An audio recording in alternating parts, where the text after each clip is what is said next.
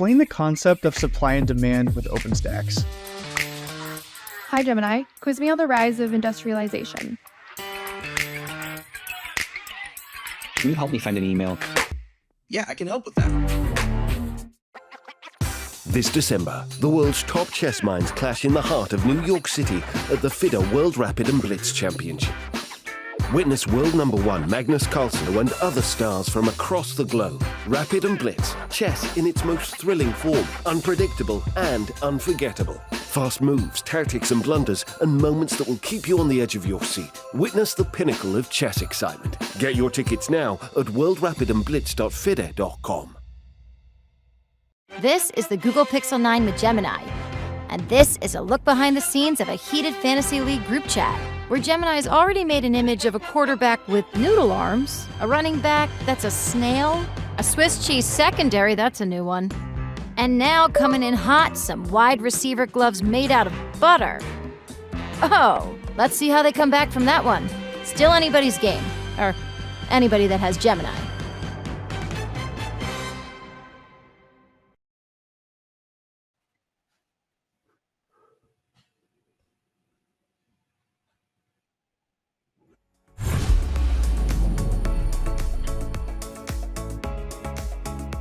It's day 10 of the FIDE World Championship 2024, and the tension continues to reach new heights. We still haven't separated these two titans of chess after 9 games, and the score tied at 4.5 all, but it's not for the want of trying. Several almost breakthroughs have occurred in the last couple of draws, and the players are coming agonizingly close to decisive blows. But as of yet, neither has cracked under the pressure. Here in Singapore, where cultures converge and diverse ideas collide, the fight for the title is well and truly on and as fierce as ever. Can day 10 deliver the breakthrough we've been waiting for? The chessboard awaits, so let's dive in. Good evening, good afternoon, good morning, wherever you might be watching from. Hello and welcome to day 10 of the FIDE World Championship. I am John Sargent, and joining me today in the commentary booth are two absolute titans of chess commentary and playing themselves. First off, let's welcome back to the show Grandmaster Anish Giri. Anish, great to have you back. Absolutely amazing, insightful analysis 2 days ago, and we're looking forward to more today. Thank you. Glad to be back. And joining Anish in the commentary booth is also a gentleman that needs no introduction. Please welcome Grandmaster Peter Lecko back to the broadcast. Absolutely phenomenal couple of days, and I'm looking forward to that continuing, Peter. Yeah, hello John, hello Anish, welcome everyone. Super excited and super thrilled to be back and to be commentating for the very first time with the one and only Anish Giri. So this is round number 10. We've been here before, folks. 9 rounds have happened already. If you're tuning in for the first time after the rest day we had yesterday, here's a little bit of a recap of what happened the last time we did battle in Singapore. I was thinking, where would Gukesh go next? There are a few still unexplored territories. They haven't yet played a Catalan, an opening that you would expect. I'm curious where Gukesh will go. And 1d4 is on the board. Well, it's the Catalan, right? I think I'm really glad I'm still able to predict some of the choices. Ding here is taking his time. Again, he's falling behind on the clock like 20 minutes. And it seems that Gukesh has made a move, and he did follow your idea of b4. This maybe is his attempt to complicate the matters. Ding's taking his time, by the way. I think it's all right. Gukesh also spent half an hour already, and I think for Ding in this kind of position, it is indeed fine to take a lot of time sometimes, because if you manage to release the tension well and trade everything correctly, then you will not need the time anymore. Look at this. Bishop takes on e3. That's a move we didn't really notice, but I mean, it kind of makes sense because black is prepping, I suppose, to take on c4, then grab an a5 and liquidate this into a draw. Bishop takes on f3 is a risky choice, but it forces position to this moment where he feels he can hold it. You could just sort of end the game here if you want with white. You can just call it a day, go dc5. Knowing how Gukesh has played so far, I do not expect him to go for dc5, but he plays queen b1. I felt this was the best chance. Whoa. a6. Did he put it on a6? Okay, that's also works. Yeah, it also works. Gukesh is not yet making a move, and actually for first time basically since the very beginning of the game, he is having less time on the clock. Pretty nice game, and this endgame added some extra flavor to the game, which feel to be like a complete draw. And at some point, Ding already made me believe that he can pull it off. But okay, draw is good. You had a little bit of an easier draw today compared to the last 2 days. Was that important because you had told me you were a little bit tired? Yeah, I think the draw was fine. Very regretted did not check this line before the game. And I know it was played by Giri and Niemann. Yesterday my friend told me that my rating is overtaking Niemann. And today I forgot to check the game played by him. Okay, well, we await Hans Niemann's comments about that. Next question. I was inside the room today and I saw you coughing a little bit in the opening minutes. Are you feeling okay? Yes, I'm calling. Yeah, actually, I'm very tired, but fortunately, tomorrow the rest day. You've earned it. Let me get you out of here with one last question. When you hang out with Richard Rapport and Niwa, do you play any other games? You know, poker, board games, Chinese chess, anything? Yeah, poker. We taught Richard to play poker. And who takes whose money? No money. And Niwa was the best. Niwa's the best at poker. Okay, well, you're the best at chess. You're the world champion. Have a good rest day. Thank you.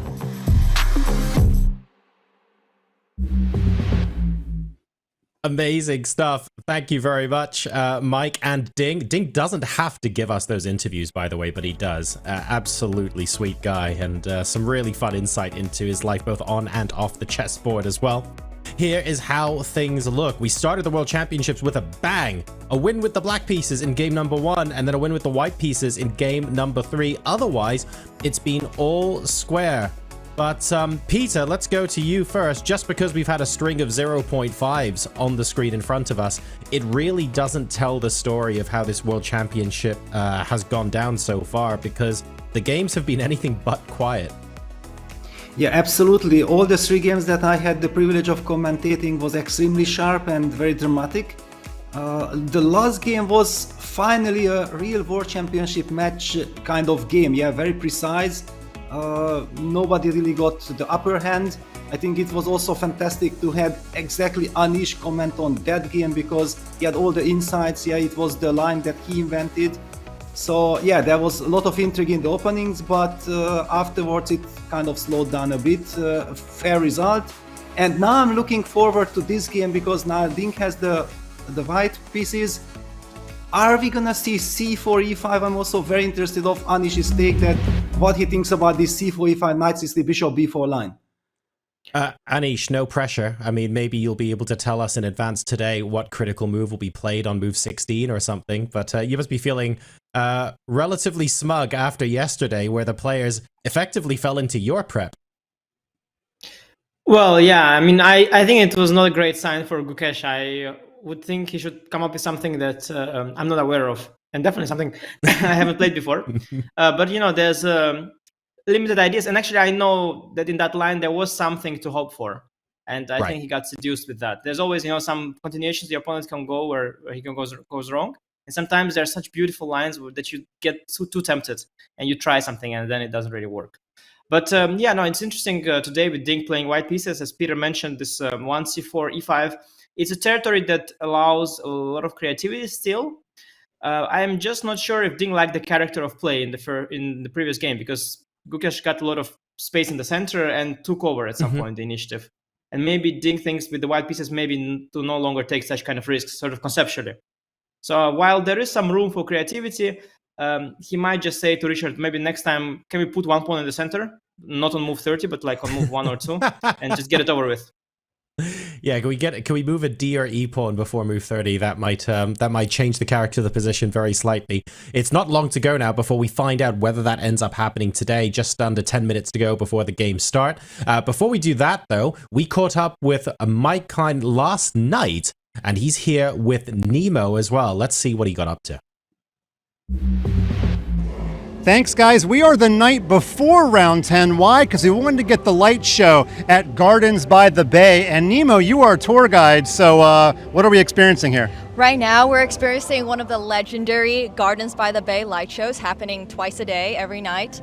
And, well, you know, they're playing Christmas songs right now. I know Singapore is not the most Christmassy country in the world, but I still think it's a really beautiful vibe. And we're not ding chilling, we are sweating, but bringing you the action. Fa la la la la la la crunch time. We've got 5 games to go. Ding has an extra white. I think they call that being on the button. You can correct me later if I'm wrong. The big question, is Ding gonna push in one of his white games? Nemo, what do you think?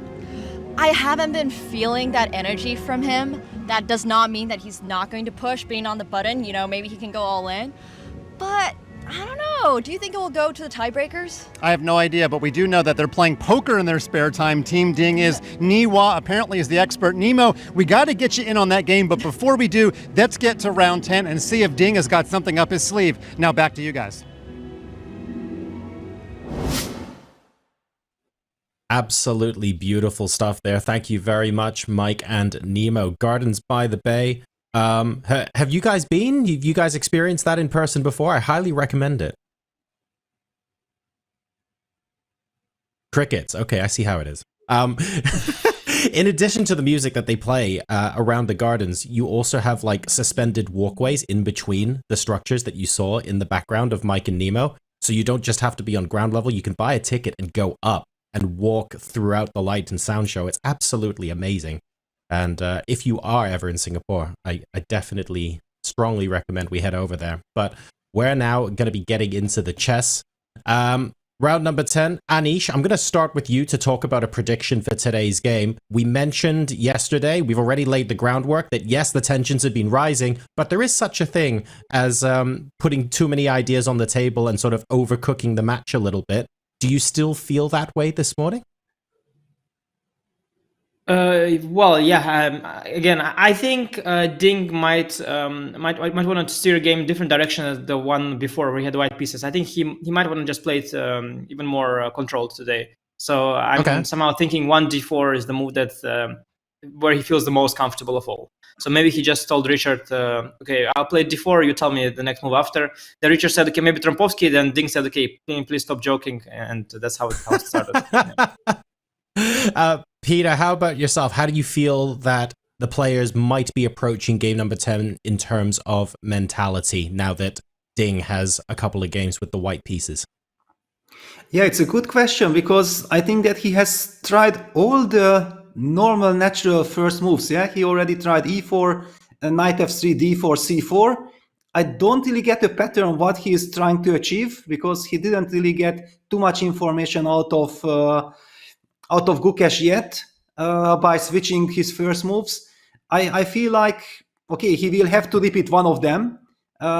In this regard, I perfectly agree with Anish that controlling the game somehow makes a lot of sense. On the other hand, inside this c4, e5, he knows the direction. Yeah, and I kind of assume that the reason why he played one c4 in the previous game is that he already had some kind of an idea against Gukesh's main setup. He was caught by surprise. But yeah, going 1d4 is a safe choice. So, both commentators today suggesting that d4 is most likely. Now, it's not just us whose opinions that matter over here talking about what we think the result of the game will be. It matters for you as well. If you head over to chess.com/events, you can participate in Vote Chess on the chess.com website. And there are prizes in store for people who get the correct answer for how the game is going to finish today. So if you head to the World Championship match, click on today's game, you should see in the top right-hand corner a box that says Social. Our stream might be up there, so it might be underneath that. There you can choose whether it's going to be a win for Gukesh, a win for Ding, or a draw. And up to 20 people who get the correct answer at the end of the day will win big. And when we say win big, $400 worth of Chessable course vouchers as first place is nothing to be sniffed at. It's not just one person who wins as well. There are prizes for up to 20 people. So make sure you get on to chess.com/events and participate in Vote Chess now. I believe votes still count until the 10th move of the game or something like that. So you have got a little bit of time because no doubt one of the players will be half an hour in the tank by that point, if anything from this World Championship is to go by. But we are now live in the venue, getting ready for the first moves to begin. Anish, a natural follow-up question perhaps to what's most likely coming out of Ding today. We think that d4 is likely, but at the same time, of course, anything is possible. Is he still going to be maybe mixing up with some really sharp middle game ideas and going for a full point today? Well, I think Ding's strategy is generally to play it very controlled, as long as the score is good for him, which is in his favor or even, given that he probably feels that he's a favorite in a tiebreak. And when he is in a more ambitious mode, is when he's trailing, then he takes on a different gear and goes for very different weapons, as we had seen on the match against Nepomniachtchi. You know, he could play some crazy attacking idea in the Nimzo Indian there, which I think is not something he will play, but he might still play the Nimzo, but in a much more controlled fashion. So we will see. I think, objectively speaking, as Peter mentioned, going for c4 is a very, very sensible approach, objectively speaking. But I'm just not sure that he liked the character of the position. And also, to repeat the exact same move just the day after might be a little too predictable, perhaps, for their taste. Okay, interesting stuff. Let's go ahead and listen to Maurice Ashley introduce the players now. First, the challenger from India, Gukesh Dommaraju.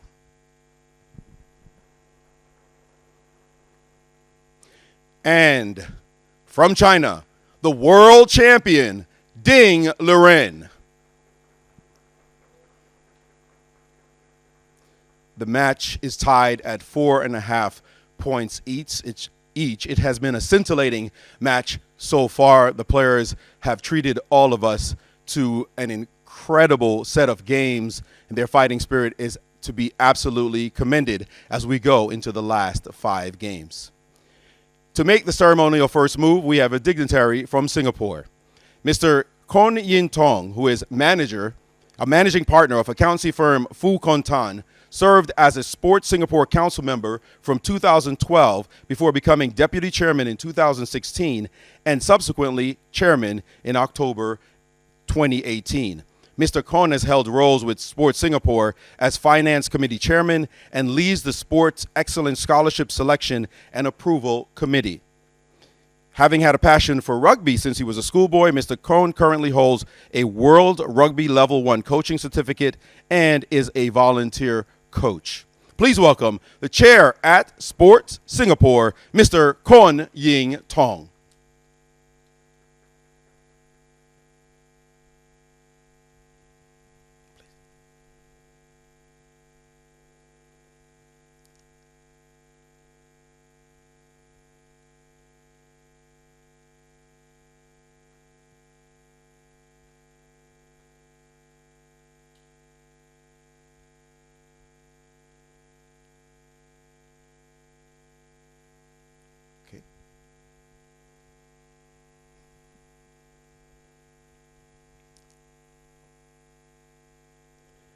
And with that, let the game begin.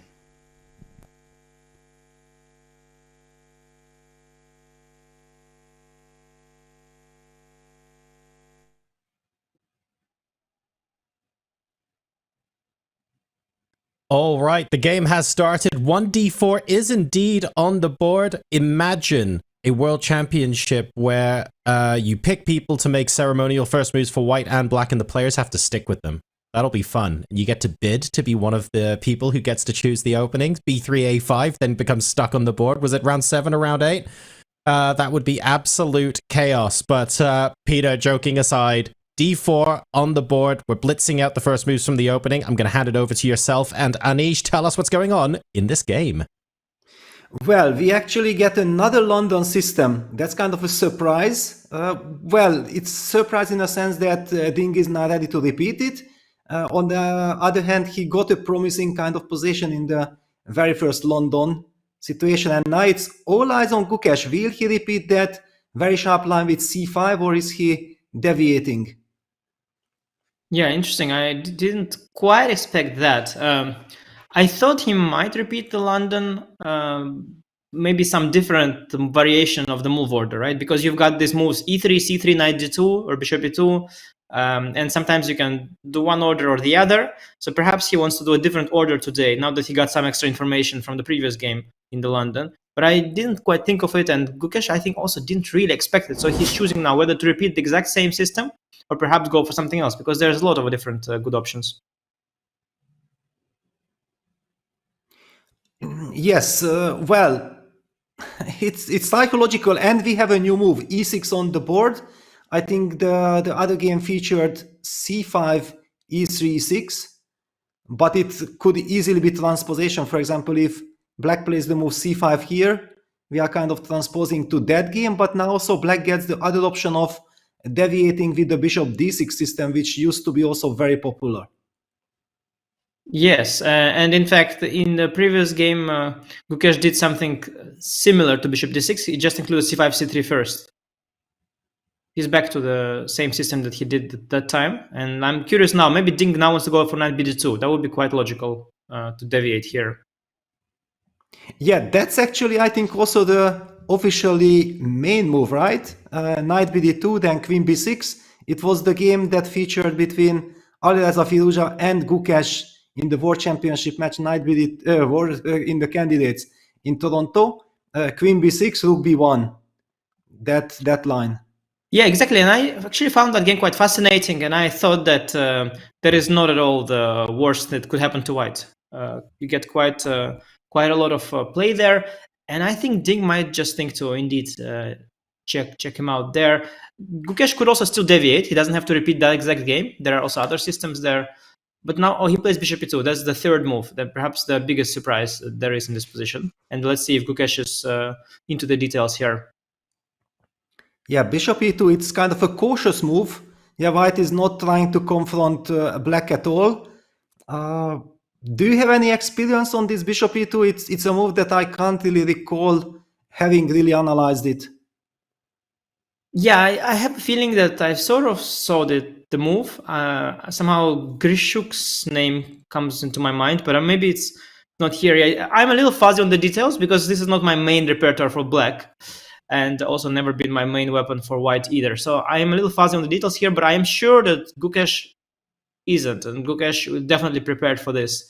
This is the kind of surprises you expect from Ding, exactly this kind of surprises in these sort of lines. And it's one of the moves. So I suspect that Gukesh, after some thought and recollection, will show us what his preparation is. And to be honest, optically speaking, I think queen b6. But he just goes for bishop d6. Very solid. Yeah, very solid. But I think that white's idea is somehow to play d takes c5. Is that an option, or you might capture on? Yeah, that should be, yeah, because must be takes and c4. Yeah, must be. But after takes and c4, we'll get some sort of a QGD theory with the bishop on e2, which is relatively harmless in terms of the QGD, but maybe in terms of the London is quite promising. It's all also relative. Yes, exactly. It's kind of a slight surprise for me that Gukesh has almost blitzed out bishop d6. He did take some kind of 1 minute think, or maybe even less, but it signals to me that he knew the move bishop e2. You don't play such a committal move like bishop d6 instantly unless you know that this is your prep. Yeah, but I'm not at all surprised. I think Gukesh must have been prepared for this. Ding's perhaps best game last year was in the London system, in the last World Championship match. So I'm sure that Gukesh has looked at all the Londons and the different move orders, and c3, knight d2, bishop e2, bishop b5. There's all of these different orders, and this is exactly the kind of area where Ding would be looking at before the match. So I do expect Gukesh to really be into the details here from the opening. But Ding shouldn't be too unhappy either. I think this position, we might get some sort of symmetry with a small, tiny pull for white. I think Ding will be happy with the outcome of the opening. But let's see what happens. Perhaps Ding also mostly expected queen b6, which is the more principled approach, of course. Yeah, and we see d takes c5 on the board already. It makes a lot of sense. Black has committed the move bishop d6, so he's losing one extra tempo. But as Anish already highlighted, this bishop e2 extra isn't that much of a difference.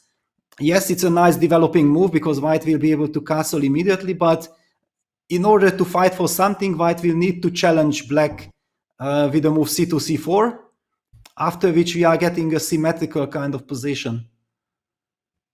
Yeah, I can see that, let's say, after direct c4, knight c6, knight c3, or c4 castle, knight c3, knight c6, we just get some transposition to the QGD system, where white has played move bishop e2 in a tabia where much more critical moves are delaying the development of the bishop on like a3, queen c2, and rook d1, and all that. So I sort of could sort of see why Gukesh would be quite happy with this direction. You get some sort of a very solid version of the QGD, where probably black can equalize reasonably comfortably, but at least at least the play is very simple for white, and white doesn't have any risk here at all. And I think the character of play suits Ding more than it suits Gukesh. But of course, if Gukesh is much better prepared, then it's not going to be easy life for Ding either. Yeah, for me, always the big question that how deep you are preparing a line like this. Yeah, for example, you assume that it's kind of harmless. The computer shows that it's kind of harmless. Then is there any real reason to go on to study it further, because there are so many other problems, yeah, that require much more attention? With the black pieces, you mean, right? Yes. Yeah, no, you're right, but I do guess that he has a setup in mind. At least he decided if the knight from b8 goes to c6 or d7, he's looked at whether he goes dc4, and move whatever 9 or 11, and I guess he has looked at this a little bit. But of course, it must be also fuzzy in his memory, because indeed there are so many other things that you have to remember, and this is not the most scary line of all. So I guess we won't see a deep prep here from either side. And I think Ding is also just happy here as well, because Ding must have looked a lot more into queen b6. I think this is the computer's first choice, and after queen b6, white has maybe some sharp options to sacrifice the pawn. Probably that was the main area of prep. And bishop d6 was like, okay, here you take on c5, 3 more moves are written down, you are slightly better, and good luck, sort of. I think Ding also doesn't go very deep in positions that are risk-free and slightly better. Because he doesn't feel the need to. I guess Ding prepares much more for the sharp continuations.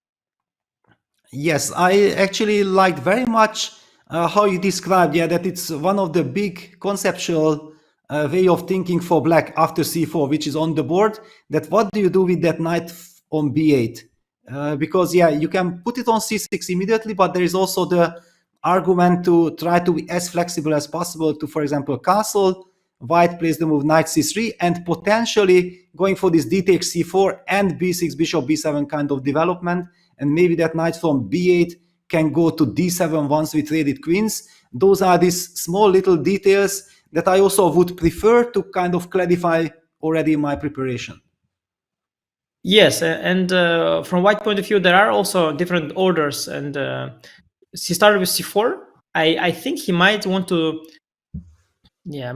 discourage d takes c4, because now after dc queen d8, black loses the right to castling, which is not at all an issue maybe also. So that's also to be talked about, because you have these things in the Queen's Gambit Accepted where you move the king, but without the queens, it doesn't matter. King is anyway in the center. For some reason, he started with c4. Some move order subtlety, I guess. Maybe also there is an idea, I can imagine if black goes like knight c6, and then after c4, maybe there's an idea to go d4 sometimes. So maybe he wants to prevent that too. But Gukesh is thinking, maybe also Gukesh wasn't expecting c4 first, and is trying to see if he can transpose back to his prep, or if there's some differences. Yeah, I have the feeling that Gukesh is already on his own. It's his first World Championship match. He's 18 years old. I think he's super excited, super thrilled. He should be ready for 1 c4, 1 d4, all kinds of lines inside e4. Why would you really bother with this line? You just believe, okay, I'm playing the World Championship match. I'm a very strong player. If my opponent is just playing a very solid line, then let's beat it. I will be able to handle. But, okay, he has actually made up his mind quite quickly and opted for short castles. Yeah, I mean, perhaps the truth is somewhere in the middle, he hasn't spent ages on it, but there is like one line written in his file, and that line goes like, short castle, then the knight's somewhere, then dc somewhere, and b6 somewhere, and so he is, there is like one line maybe he has here on this whole topic, and maybe they are so far following that line, who knows. And here is a very critical moment, of course, as we discussed already, knight c6, knight d7, and dc. they're all possible, probably all fine. I mean, black's very solid, but it is still a decision that Gukesh has to take, or that he has already taken in his preparation. Yeah, one of these typical things that as a second, your job is, of course, to make sure that you are covering all kinds of sidelines, even the harmless ones, and you put it in the file. And then it's up to the player finally that will he take a look at it, yeah? Because a player has so many files and so many lines to take care of. And usually, I think intuitively, every player prefers to repeat the lines which he's most scared of, yeah? That here I have to remember there are millions of details. And yes, it might be in the file, and he blitzes out the move knight c6. I'm not exactly a fan of knight c6 because I'm not a Queen's Gambit type of player. I'm more like a Queen's Indian, and Queen's Indian is always based on this b6, bishop b7, knight bd7 setup. But of course, yeah, knight c6 is a very natural move. Yeah, I guess we might also not see the bishop develop to b7 at all. I imagine that there are ideas connected to d4, connected to e5, when the bishop just goes, develops, into an entirely different diagonal. So yeah, knight c6, it can't be bad for sure. Unlike the QGD positions, the knight hasn't yet committed to c3, white knight. So maybe white can also try and be flexible. Maybe knight b to d2 has some merit. Defending the pawn on c4 with the knight. After dc knight c4, the knight can jump potentially to d6. I remember somehow I remember one game. I don't really know why that game came to mind, but I remember my friend Max Warmerdam played a game in some online tournament, online qualifier with the black pieces, and he somehow got into trouble here with black very, very quickly. Because you can misplay these positions. Black still has to solve the issue of the bishop on c8, so black is a little bit more passive, and he should know what to do. Yeah, and Ding has opted for knight c3. He develops it on c3. It's the most natural, but I really like the way how he described, yeah, that actually thanks to this move order, one has always to think about all the finesses, yeah, and this knight b2 option was actually a very smart way, but Gukesh keeps on blitzing after knight c3 opted for d takes c4 kind of instantly. This has to be preparation. Yeah. Given the speed, and it's also the best move because this idea of g4 it's of course not working because of knight a4. That's the typical thing that sometimes eludes me. But of course, d4 knight a4, it's just losing the pawn. So yeah, black probably should take on c4, especially since the bishop has already developed to e2, and whenever bishop lost already one tempo developing, then dc is almost always a fine move, right? That you gain a tempo on this whole operation, and bishop takes c4 then loses the tempo for white. And I suspect that, yeah, this is some sort of a theoretical position it must be a transposition from a QGD. I'm pretty sure it must be some kind of transposition. Yes, you are actually very nicely highlighting that, yeah, if white recapture on c4, then he has also lost the tempo. Exactly the same scenario happened to black, yeah, if we just go back quickly, that, yeah, after bishop e2, black played the move bishop d6, and this was exactly the moment when white captured on c5, so black also lost the tempo with his bishop. It's a common theme in this line. So d takes c4 on the board. Ding is taking his time. What are the options? One thing I do remember that Gukesh isn't a Queen's Gambit player. He is more like a Ragozin type of guy. So is this some kind of a psychological prep by Ding Liren? Yeah, I think indeed the Gukesh is mostly Ragozin. I do recall one time he played QGD against Wesley So in Vaikanzai. For some reason, I remember that game. So he has seen some QGDs before, and he played exactly this line with c5. So he knows some things about it anyway. And I think that Ding is quite happy to get this kind of position, which is symmetrical with a small advantage. It's very balanced, and white is just a tiny bit better. I think it suits his game plan very well. The only issue is that, of course, there's very little to work with. So if black solves his only problem, which is the c8 bishop, not even a real problem, but if black solves it, then yeah, very likely we are to see a game which peters into a draw at some point. So I think Ding happy, maybe spectators a little bit less, but we'll see. Yes, exactly. I also have this feeling that this type of position is very safe for both sides, but it doesn't really give so much potential for a fireworks, yeah, because it's symmetrical stuff. Ding has taken his time, but now captured on c4. Bishop takes c4 on the board. Nothing else was expected. Clearly, white keeps the tension. White does not want to trade the queens because ask black, please, if you want to trade, then take it on d1, then I'm getting extra tempo, rook fd1, and this looks very promising. Then white follows up with rook ac1, and we also see the difference between the bishops. Yeah, bishop on f4 versus bishop on c8. So clearly, black will never trade the queens. What is your take on it? That is black setting up some queen e7 kind of setup or going for a6? You know, I'll be honest with you. I think that I thought that this position is slightly better for white, because I was trying to remember that I know this position from that QGD line, but in that line I was going for some bishop before pin before white has castle. But hang on, then wait a second. Then let us, because anyway the game is a little bit slow. Let's just go from the Queen's Gambit move order to understand what you really have in mind.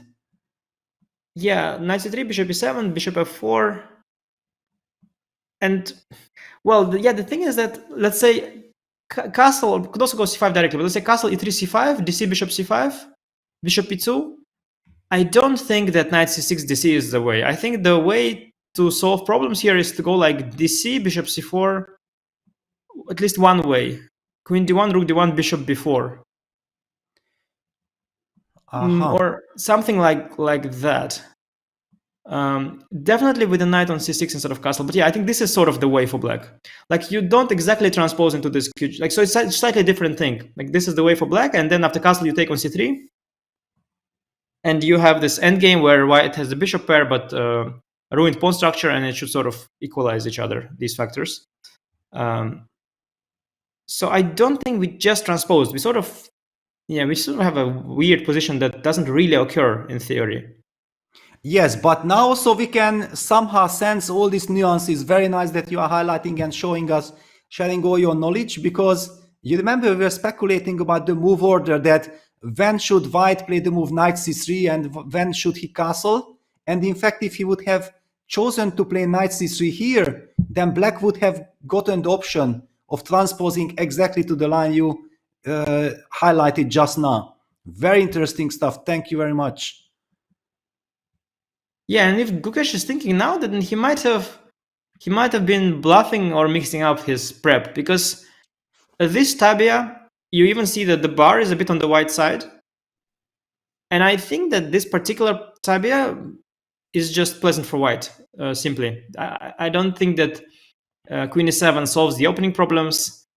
Knight h5, it allows some options like knight e4 as well. So I think that Gukesh might have mixed up his prep a little bit and might have bluffed it a little bit, and now he is maybe slightly worse. But again, even so, still, of course, position is very, very safe, and it can never be too bad. Yeah, like, well, no matter what happens, you can, even if you develop the bishop to d7, it cannot be that terrible, but a little bit nicer for white. Yes, in this regard, then Ding can be quite happy, because I noticed, and we did talk with Danya, I think, or with Robert, about the scenario when Ding Liren has beaten Hikaru Nakamura in that very last game, that decisive game in the Madrid Candidates 2022, which featured also very symmetrical and very similar kind of structure. Yeah, these days also I know that many Queen's Gambit accepted endgames, like Queen takes d1, Rook takes d1 positions, they're not too terrible. And yeah, like, strong computers nowadays, they hold these endgames quite confidently.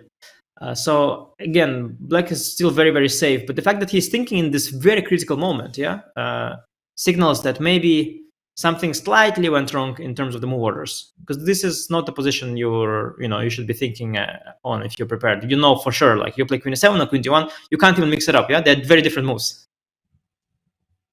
Yeah, exactly. Somehow my feeling tells me that, because I'm also this e6 bishop d6 type of guy, I haven't played for so long, I can't really remember everything, but my feeling was that I was thinking like, I will definitely never put my knight on c6. I'm gonna try to use this chance that yes, he's tricking that his knight is still on b1, but I'm gonna go dc and b6, bishop b7, and be as solid as possible. But I might be also mixing things up. No, I think you're probably right, because I think what he could have mixed up is actually because I saw that the website engine, which is also quite strong these days, when following broadcast, it says that white maybe should have gone knight d2 instead of castle. And maybe against knight d2 you should go knight c6, you know? And against castle you should go for different setup. Yeah, b6, as you mentioned, is one move, but maybe also just d6, d takes c4 is also an option right away with the knight still on b8. Just trade queens and then put the bishop on b7 after that. So yeah, I think something went a little wrong with the move orders there for Gukesh, and Ding definitely very happy. Yeah, such a nice controlled position, zero risk, completely zero risk, and also one that really suits him well. As you mentioned, that game against Hikaru, the important game that got him actually the spot in the match, in the previous match. So yeah, good memories for Ding in these kind of positions, symmetrical positions. I think he's really happy with the outcome of the opening, and something went a little bit wrong in Gukesh's memory. Yeah, it's also this type of situation that, yes, if black equalizes, then there is nothing to play with. But if something goes wrong and white gets that little advantage, that little initiative going, then it might be a very unpleasant defensive task for the defender. So a lot to look forward to. Actually, I'm now much more excited than like 5 minutes ago, ever since you highlighted this finesse, yeah, that we are actually not transposed to perfect Queen's Gambit scenario for black. There's something to play for with white. Yes, and definitely the fact that Gukesh's thinking is also adding optimism to those rooting for Ding, right? Like if he would be playing instantly, we would assume it's all prep, it's all figured out. But that he's thinking now, it signals that yes, actually he's not completely into the details, and yeah, he's actually in a serious thought right now. Already spent 15 minutes, 7 minutes on this move, and now he has his head in his hands, and he's definitely trying to solve his problems right now.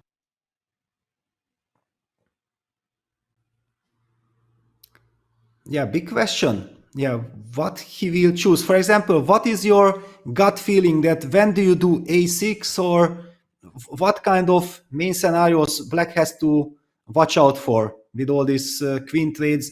Do you go queen e7, a6, or in which move order? Yeah, it's a good question. I think in general, this move queen e7, I'm a little skeptical always, because I'm always a little skeptical of pushing e5 in these positions, because that weakens a lot of light squares. So that plan with queen e7, e5, which is often kind of good, I find it often a little risky and unnecessary. Yeah, the move b6 is a bad combo with knight on c6 somehow, as you mentioned. It feels also a bit off.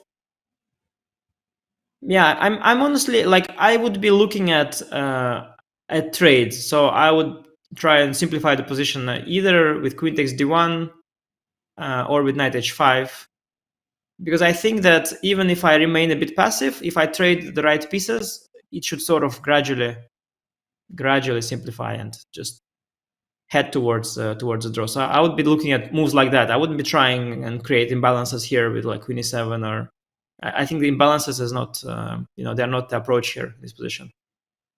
But okay, then let me ask you one other question. So okay, you trade the queen with queen takes d1, rook f takes d1.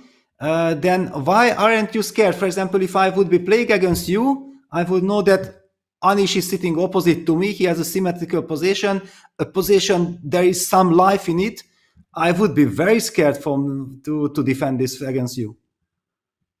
Of course, I'll be also scared against you, Peter. We'll be both really scared. The problem is that we already scared to move earlier. Like at least here we are scared, but we have an endgame. So that's the good thing. And yeah, no, we are in deep thoughts, and I think we need John. We need your help. Tell us. Do you think today is the day that Ding will finally break through and achieve success with this approach of playing it safe? Thank you, Anish. First of all, I'm going to have John, I need your help, Anish Giri, like tattooed on me somewhere, because I never thought I'd hear those words in my life.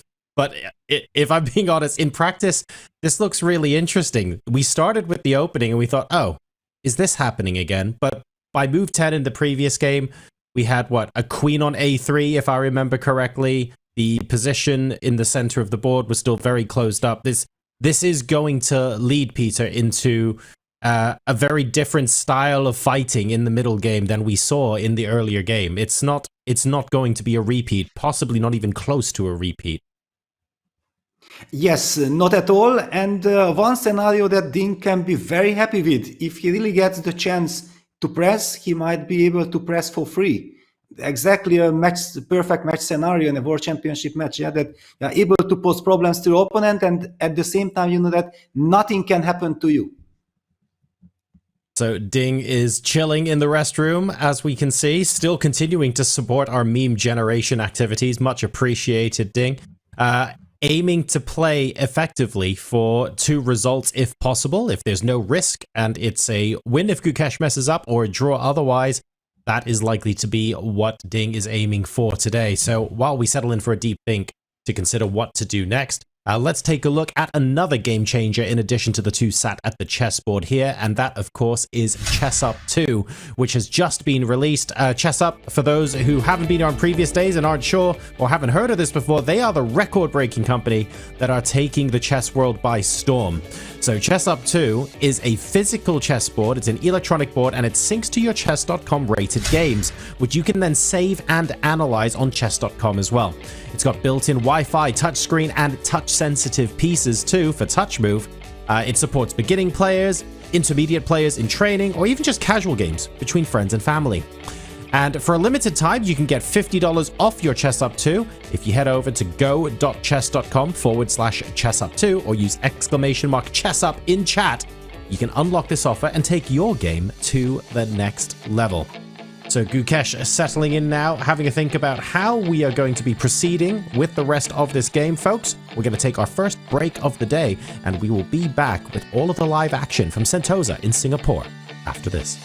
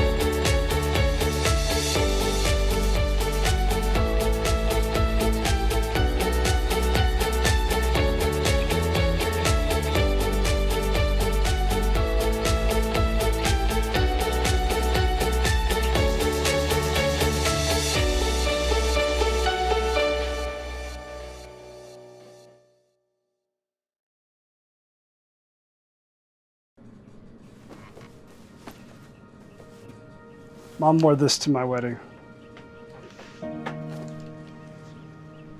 Yeah. Yeah, she did. We'd each make one move every morning before starting our day.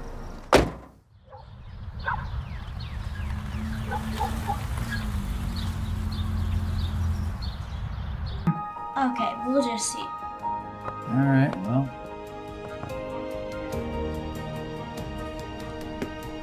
Gotcha. Oh my. Oh. She's a smart kid. How did she do that? That's incredible. Nice going. You underestimated her, Grandpa.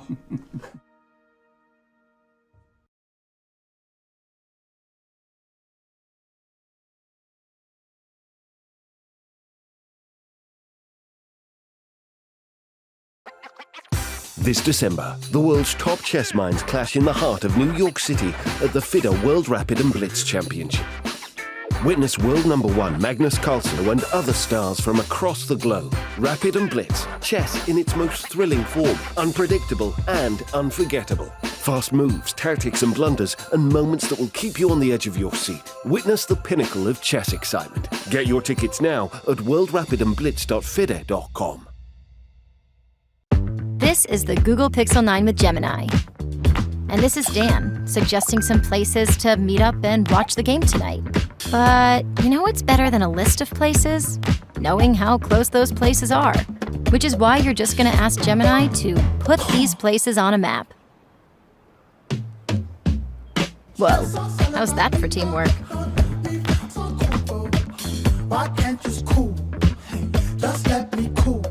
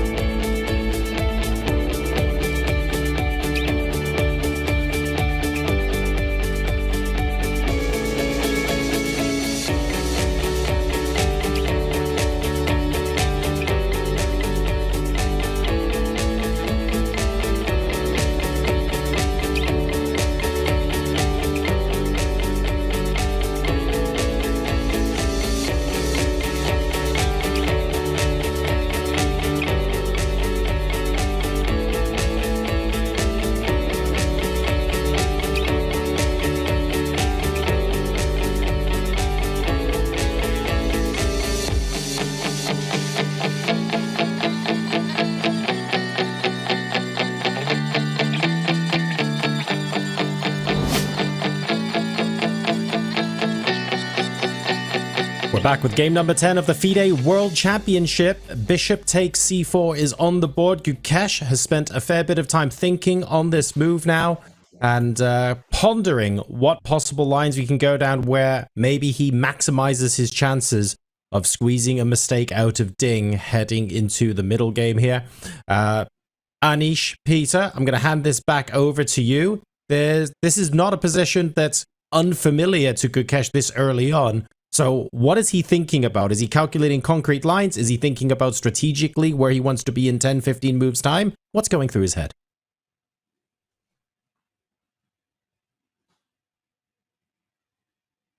Go ahead, Anish. Oh, sure. No, I was thinking the question is too difficult for me, so I was going to let you take it. Well, I do think it's actually a position that is maybe unfamiliar to Gukesh. I don't know whether he was bluffing it a little bit earlier on or he was mixing things up. Probably a bit of both. Now his thought clearly demonstrates that he is out of book because this is a very critical juncture indeed. And if you haven't decided what you're going to do here before the game, then yeah, you're going to take a long thing. And I think he is out of book. He's choosing. I guess queen takes d1 is really not the kind of move that he would play. That's for sure. Not sure knight h5, another move that I consider is to his liking either. I guess Gukesh, being a very ambitious, optimistic fighting player, he's most likely contemplating the move queen e7, trying to maintain some imbalance. But he sees, of course, that the position is risky. He's a very, very powerful 1d4 player himself. He played a lot of games 1d4, these kind of positions where he develops both the knights to the center without any fianchettos. He at some point he was raging and the previous Olympiad, winning all the games with these kind of setups. So yeah, Gukesh knows these type of positions, and he knows that white is just a little bit better, and he probably strongly dislikes what's happening and choosing the plan right now. Yeah, the names that came to my mind during the break actually was that Karpov, Kramnik, Carlsen, and you. These four names came to my mind that you guys are expert of this symmetrical stuff. You did praise me that I'm also very good with little advantages. That's true, but I'm actually a natural e4 player. So I feel like if I can get a slightly microscopic better position inside e4, I'm extremely happy. But I have always struggled a bit with d4 microscopic advantages because it's not in my blood. Yeah, all these nuances are not exactly in my blood. So I would really like to listen to you that. How do you approach this position? For example, okay, let me try to be black. I will try to make some natural moves. Okay, let me play a6, just to see how you continue with white. Yeah, Peter, put a lot of pressure on me. Honestly, I never know what I'm doing. I'm just cluelessly putting my rooks to the center usually and hoping that it works out.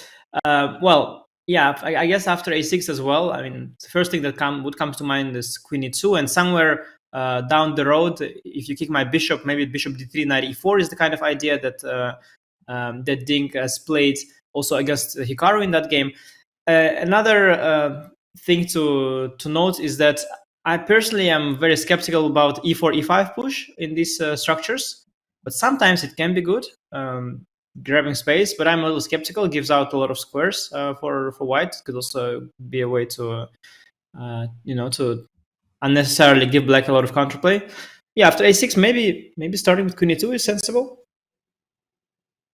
Yeah, queen e2. I would also be asking, maybe is there an argument to be made for rook c1 again, because clearly the move a6 is trying to aim that going b5, bishop b7, knight b5, trying to develop. Well, or just this bishop d3 that you highlighted, and then knight e4 with the rook already on c1 could be also some kind of a finesse. Yeah, because but maybe there is just the knight b5 tactic or not? Because I do like this rook c1 move. Yeah, no, rook c1. Yes, isn't there b5 knight b5 simply maybe? Even this, yeah, tactics. I don't know, maybe no or not. Plundering something. Takes. Okay, there will be some knight a7 takes bishop a6. Is that a defense or? Okay, that's the minimum. Yeah, that's the minimum. Yeah, that's good enough. Yeah, let's just put it on the board. Yeah, for example, if white trades everything, it seems like white regained the material, but finally there is this bishop a6 idea hitting the rooks. Yeah, so perhaps keeping it in reserve, like you said, bishop d3, and then knight b5 is the threat on the next move. Yeah, knight b5 and knight e4. Actually, yeah, just to put it on the board so that our viewers can appreciate the... I know, even I can't play bishop e7, because then also knight b5 is possible. Yeah, and these are the kind of lines you're not thrilled with because with black, because at best you maybe you equalize, but maybe not. So you don't want that. Yeah, there's zero risk for white, and yeah, no, it's a6 is of course a move, yeah, but not clear to me if that is the one Gukesh is thinking. Gukesh is really in thought. Yeah, interesting. He's really tanking here. Lots of options for him. And if queen e7, let's say, trying to be sort of ambitious, I would say, with black, not giving white any easy endgames. I guess white could also just go for queen e2 as well. And then maybe to play the move h6, yeah, setting up this e5 idea, just to highlight, yeah, if black pushes e6, e5 too early, then bishop g5 is very unpleasant. Not just the pin, but also, as you highlighted, the d5 square, the light squares will be eternally weak. So watch out. If black plays the move h6, and he's given one extra move to play e7, e5, e6, e5, that's a completely different story. Then there is some fundament with the knight on f6, pawn h6, queen e7. I intuitively, when I looked at this position that happened after bishop takes e4, I also had the same feeling like Gukesh is an ambitious player, yeah? He's not someone who is trying somehow desperately to neutralize everything. Queen e7 comes to my mind. I just don't know objectively, is it a good move or is it too risky? Yeah, no, it's probably at this point a matter of choice. I suspect that there are different ways of getting slightly worse here with black. You can get slightly worse in an end game. You can get slightly worse in a middle game. You can get slightly worse in a complicated middle game, in a simple middle game. So I guess it's you're slightly worse, and you can choose how you want that worse to look like. Yeah, I think queen e7 is sort of the most double-edged, prideful way of trying to play this position. I was thinking that maybe if you go h6, there is a kind of a funny idea in that line after queen e7, queen e2, h on knight h5 played actually. Yeah, I like this knight h5 move. Yeah. Yeah, it was the move that you kept on mentioning a couple of times, and I felt like, okay, I first gonna wait, knight h5 will appear on the board, then we will be going into more details. Yeah, I really like this idea, because I think that in these positions, the symmetrical ones, with the bad bishop on c8, whenever you get rid of the dark squared bishops, suddenly, this dark square bishop is a big issue. I think once you get rid of them, position becomes a lot safer for black, and you can afford a lot more. You can always develop the bishop later. I think this dark square bishop the white has, it is the most dangerous piece, because the light square bishop is actually quite harmless. sometimes in these positions they allow this knight f4 ef structure, right? I think some old stuff. You probably were probably aware of that. Some old lines, old theory like Yes. that. I remember. Well, actually, I think that Kramnik won a very impressive game against the young Magnus Carlsen in Dortmund in 2009. And I do remember that it was part of our preparation for the World Championship match against Anand. I was Team Kramnik, and we already back then analyzed it seriously, this knight xf4, ef4, and it was never so easy for black. Yeah, I think it was a different position because it probably was this queen c2, a3, rook d1 line. Black would have already queen on a5, bishop on e7. I think that was the line. But pawn structure is the same. So let's say if here white plays a move like queen c2 or queen e2, it will be very similar to that, because this ef structure is quite poisonous. Yeah, you have first of all an outpost for a knight on g5. Also, you have this f4 f5 idea in the air. You have some kind of attacking, and without the knight on f6, then black sort of lacks a defender on the king side, right? There's just nobody defending the king. And if you go g6, maybe sometimes h4, h5 was coming to mind. Yeah, I also recall some old games for white that went really well. It's kind of a deceptively dangerous position for black. Yeah, it looks safe, but it could be dangerous. Yeah, one thing that I think we have to mention immediately, the most natural move after knight h5 is clearly the move bishop to g5, right? That we simply avoid any kind of knight xf4 trades. We are targeting the queen on d8. So what does black do? I'm assuming the answer should be bishop e7. You highlighted that black is trying to trade the dark square bishops in this position. So let me put bishop e7 on the board. Now we see that if bishop e7, queen takes e7 happens, then black gets perfect harmony. Rook goes to d8, that knight will return to f6, and the very typical bishop d7, bishop e8 idea. It's absolutely typical in this kind of symmetrical positions that if you can somehow get that rook from f8 to d8, and then you have time to develop that bishop via d7 to 8, you solved all problems. Yeah, especially without the dark square bishops. Yeah, because I think otherwise this bishop d7 e8 setup is kind of passive. And if we still have the bishops, there could be some ideas. But now without the bishop, yeah, such a position is what I was sort of hoping to get with black. I mean, even if I see that white has a small advantage, even the bar gives a small plus here, I would feel quite confident here with black that I'll be able to neutralize, because I think my play is extremely simple. Yeah, I have one idea in this position, that one that you mentioned. I have no other ideas. I just, it's all self-evident, you know. I want to just put the bishop on e8, trade as many pieces as possible. And white's bishop on c4 is extremely harmless. It's staring at this e6, f7 pawns. And if white goes for e4, e5, which is their only obvious active idea, then it weakens a lot of squares as well for white. And without the dark square bishop, yeah, what can this pawn on e5 really do? Even if I allow all that, somehow I'm feeling quite safe here as black. So I think, yeah, bishop g5, bishop e7 is sort of the idea for black, we're really welcoming the trade with open arms. So yeah, I think this most ambitious way of playing is probably queen c2, but maybe black has some concrete way of equalizing there, because at the end of the day, you know, black hasn't done much wrong. But yeah, after queen c2, I think the question is on black. Black could also sometimes not rush with the trade. Yeah, maybe you can just play a move like h6, and then you keep that trade in reserve, and you sort of surrounded the bishop. Bishop cannot go anywhere from f4, so maybe queen c2, h6 is also kind of position to consider. Yeah, a lot of options here for both sides. Yeah, one thing I want to ask that, and I was already highlighting with the arrows as well, that why do you think that queen c2 is so much more natural compared to queen e2? I'm asking you in connection with after knight takes f4, e takes f4, isn't the queen on e2 more actively placed?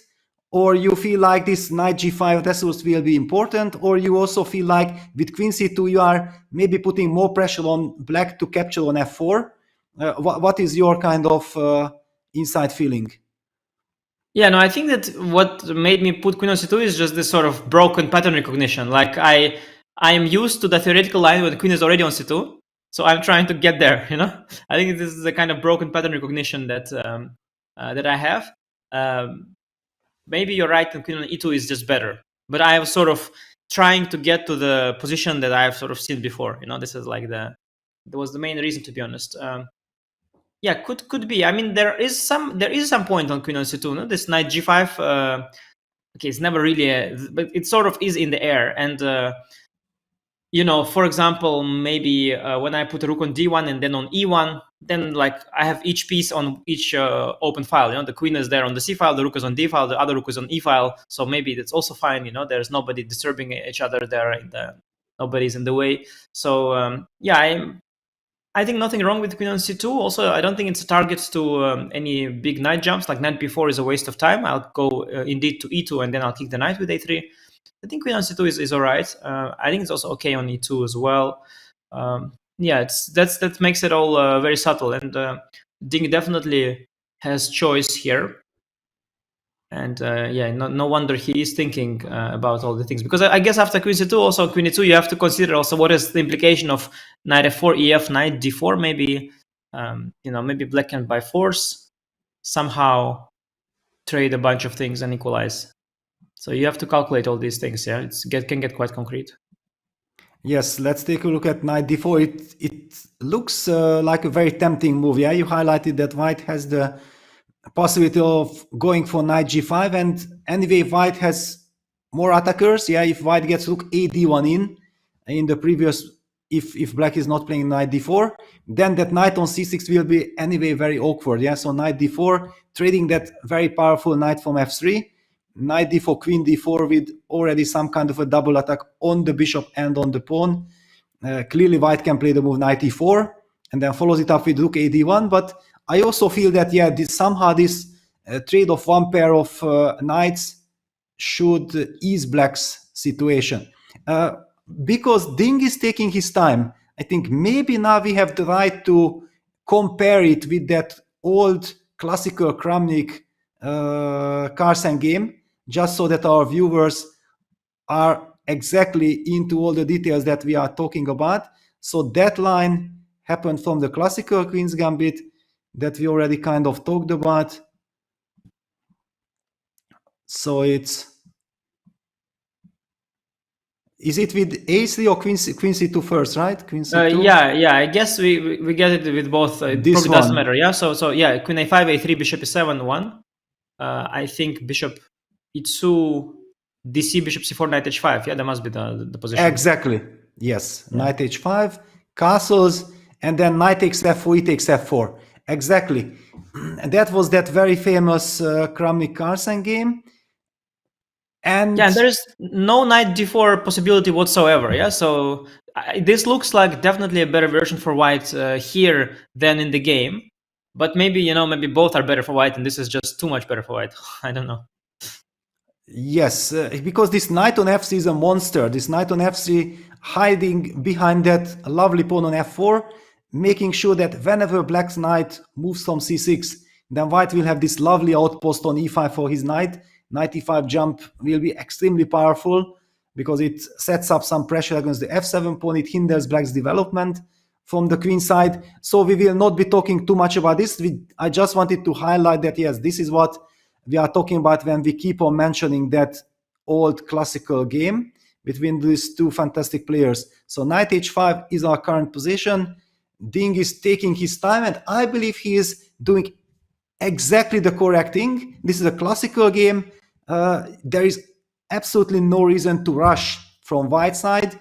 Also, especially when you feel like maybe you got something out of the opening, then you have to be very cautious, because just one small inaccuracy, just one lazy move like, okay, let me play something quickly, and the black solves all his problems, and then no matter how much time you have on the clock, it will not really benefit you.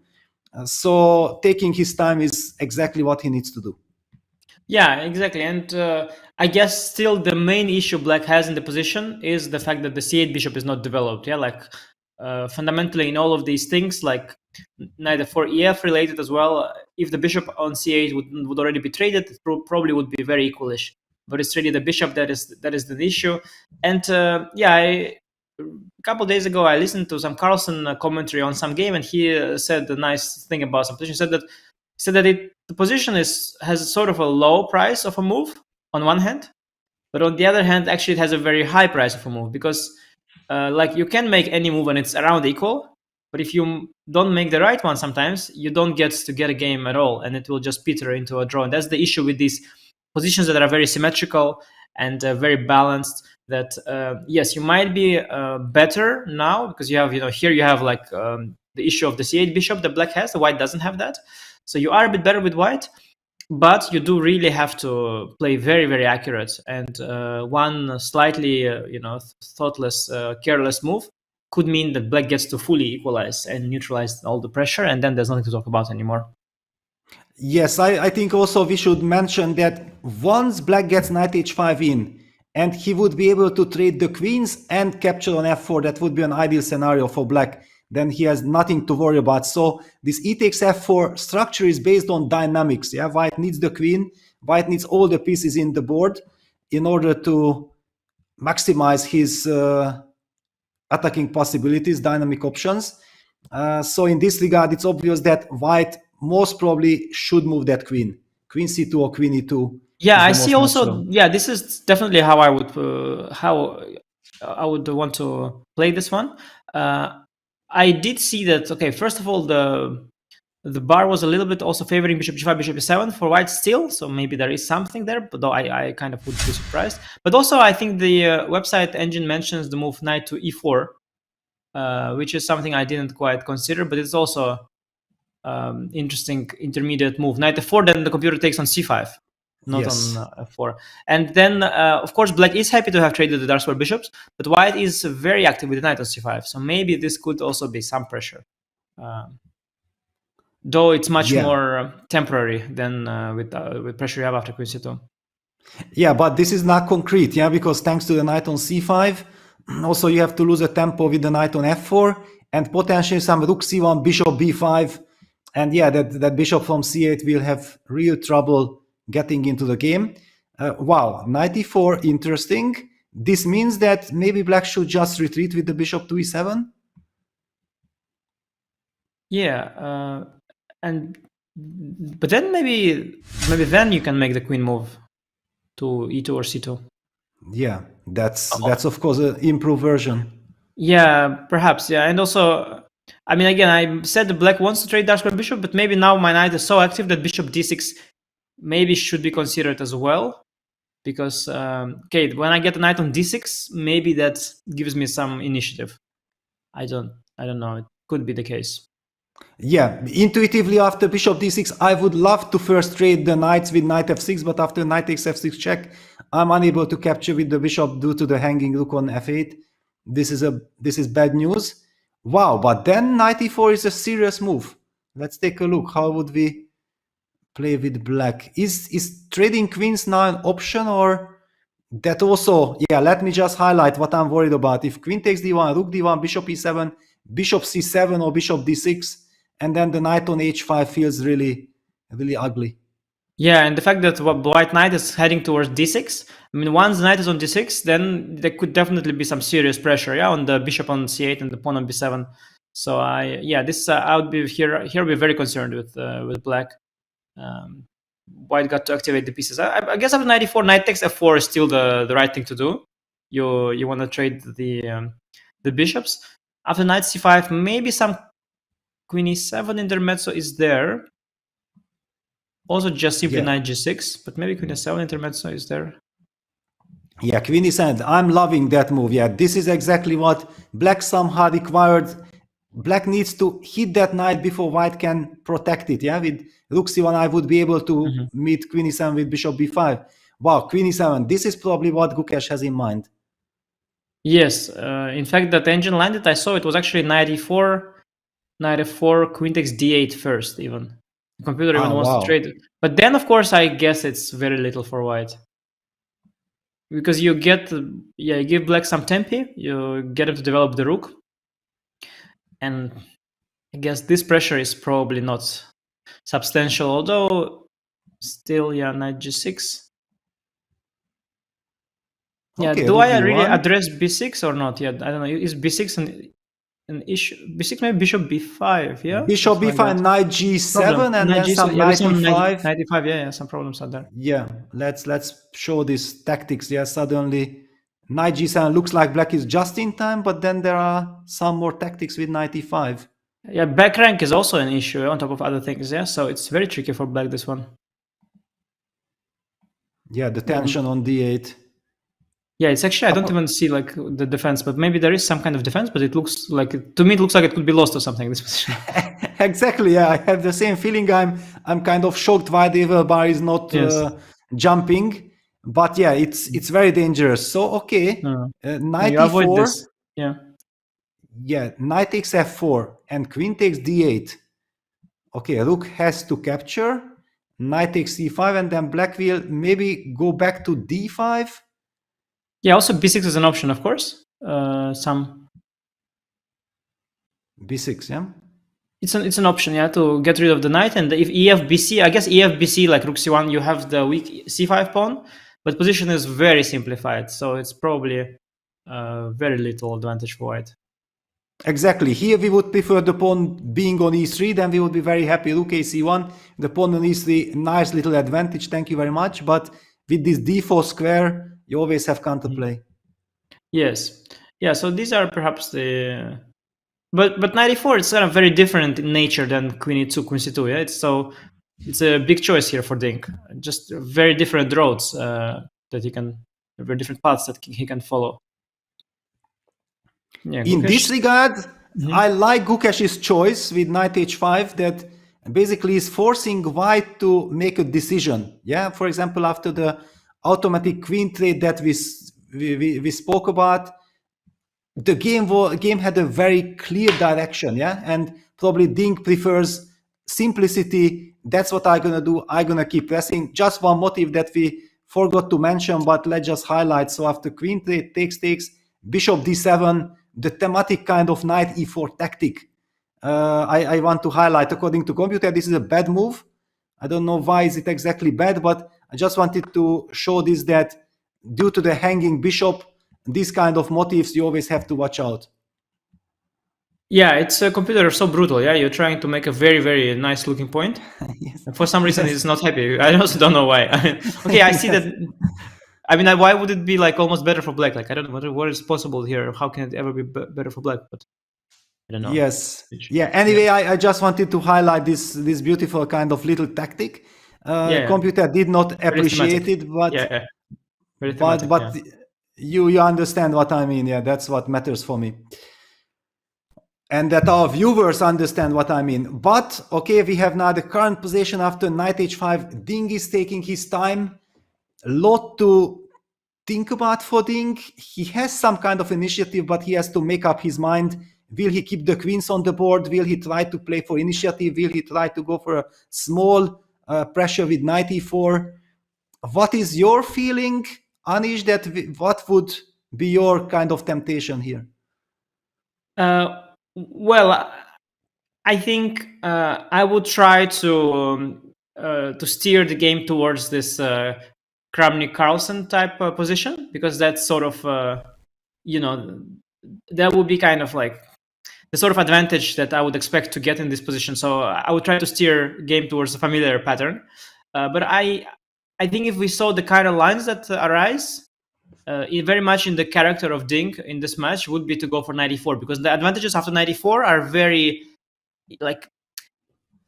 balanced, right? There's not even a doubled pawns or anything that white has, no bishop pair that black has. So white gets to really press completely for free in knight e4 lines. So that suits Ding's approach of playing it very, very controlled today. That suits him more. But yeah, I'm not sure I would realize honestly that knight e4 is a good move. I'm afraid I would have not, because I think I often would underestimate the problems black has without dark square bishops. Because I always feel so safe with black when the dark square bishops are gone. I would maybe even think that even just knight f4 is sort of equalizing without going too deep there. But yeah, I think we might be missing some resource after queen c2 and queen e2 as well, because the computer was sort of saying it's around equal. So maybe these knight d4 moves are, maybe something there black can just equalize somewhere, perhaps. I don't know. To me, it looks nice, but maybe there are some resources that Black has, because he has a bit more time here than in the line of Carlsen Kramnik game we talked about earlier. Kramnik was white, so maybe here Black can exploit, the piece activity. Maybe knight d4. Yeah, I don't know. Take knight e4. It looks really good for white, but maybe there is some. Is it just bishop e7 and queen b6? Because that still looks very nice for white, no? And then I thought even knight g5, they're like a little bit more pleasant for white. Rook f d1. So rook f4 d. I mean rook f4 a. Yeah, I thought f to put the other one on c file at some point, but not clear. Yeah, yeah. Let's say f, and I don't know how is this knight g5 move. Is that a because fg could be kind of an interesting structure? Yeah, that I have this pawn on g5. Makes I don't know. Yeah, and this bishop on c8 is still kind of doomed. Yeah, this is always that's a problem. Exactly that, and also the fact that the pawn is on g5. It's kind of a funky little thing that prevents you from creating an easy loft. Yeah, so at some point you'll probably have to go like maybe g6, but then you have these dark square weaknesses which maybe I cannot exploit, but still they're quite ugly just on the eye. So maybe in the bishop endgame, after g6 you will suffer somewhere. So it's all a little bit uncomfortable for Black. Maybe you have g6 instead of the bishop g5. But the bishop on c8 is really not developing so far, and I'd be a little bit concerned as Black, because you never know. Like maybe it will never come out. Maybe something strong will happen. Maybe h4 somewhere will happen. I don't know. Yeah, it's kind of a tough call. Yeah, feeling wise, let's just go back to the current position. I have this feeling that the reason why Ding is also taking so much time, he's in some kind of a psychological dilemma. Yeah, that he feels that the opening went quite successfully. He got something to play with, but now he has two completely different type of directions. Queen c2 going for the initiative, or knight e4 settling in for a small kind of advantage. At the same time, he probably senses that maybe if I'm going for too small kind of advantage, that will be neutralized. I somehow feel that he is fighting with himself which direction he should go. Yes, because that it's quite interesting. Like if you are a little bit on the pessimistic side, like Ding, you're first really happy to get the small edge, because you're like, wow, didn't expect that. Very nice, risk-free also. So you're just really happy because it's a big upgrade to your life as to how it was 5 minutes ago. But then there comes this sort of pressure. Okay, you're already used to that you have small edge. It happened. It was already half an hour ago, and now there is sort of a pressure on you suddenly to do something with it, right? Because you had nothing. Okay, then draw is fine. But now you actually have something, so you have to make it work now. And the joy sort of peters away, but now the pressure comes, and Ding is now he doesn't want to waste this opportunity, and he has a choice. So there is pressure, and he's in a tank choosing, and it's not an easy choice. I mean, in some sense, it's easy because both are nice, but you want to exploit this unique opportunity of having advantage with white, a risk-free advantage with white in a championship match. You don't want to let it go. So he's definitely thinking. And as you mentioned, knight e4, he's also, of course, afraid that it will be too little. These endgames after knight e4 could be too little. So he's not sure. Very, very big moment, and you see he's very tense and stressed, even though his position is very, very comfortable. Yes, exactly. I feel also, and I like his body language, that he's putting a lot of energy into the position. Like he signals us that, yes, I know that I got something and I want to do something with this advantage. One other question, when we are looking at the players, I did notice that Gukesh is spending quite a lot of time at the board.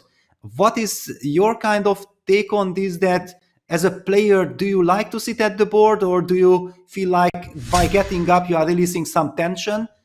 How do you feel about this? Yeah, I think for me it makes a difference also where I'm playing, what is the setting. Like, let's say if I play a big, interesting open tournament with 50 boards, of which 30 games are fascinating, or maybe even 40, then I have something to walk. Bishop g5. I like this the least, by the way. Yes. But in the World Championship match, just to finish on that question, you have no other game to look at. So your choice is really to sit at the board or to sit in this in this resting area. I don't know. I honestly never have the experience of playing the match. I don't know what I would have done. You probably can tell us more because you sat in the World Championship match chair and you had to make that choice of standing up from it or keep sitting. Yes, well, our match scenario was also setup was a little bit special because we didn't have too much space and we had to share the restroom. Yeah, so the resting area, and then basically it meant like if I was sitting at the board and if I made my move and I wanted to go to the resting area, it meant like I gonna meet with my opponent. Yeah, I gonna see Vladimir. And in this regard, it was also a little bit kind of awkward, especially because he was better prepared. So he was kind of almost always putting pressure on me. I was sitting there at the board, and I know that he's resting in the resting area, probably drinking something or just laying down. And in this regard, yes, I usually went there because I felt like it's if I made my move and I'm still sitting at the board, then it doesn't feel right. Yeah, so it was a little bit different.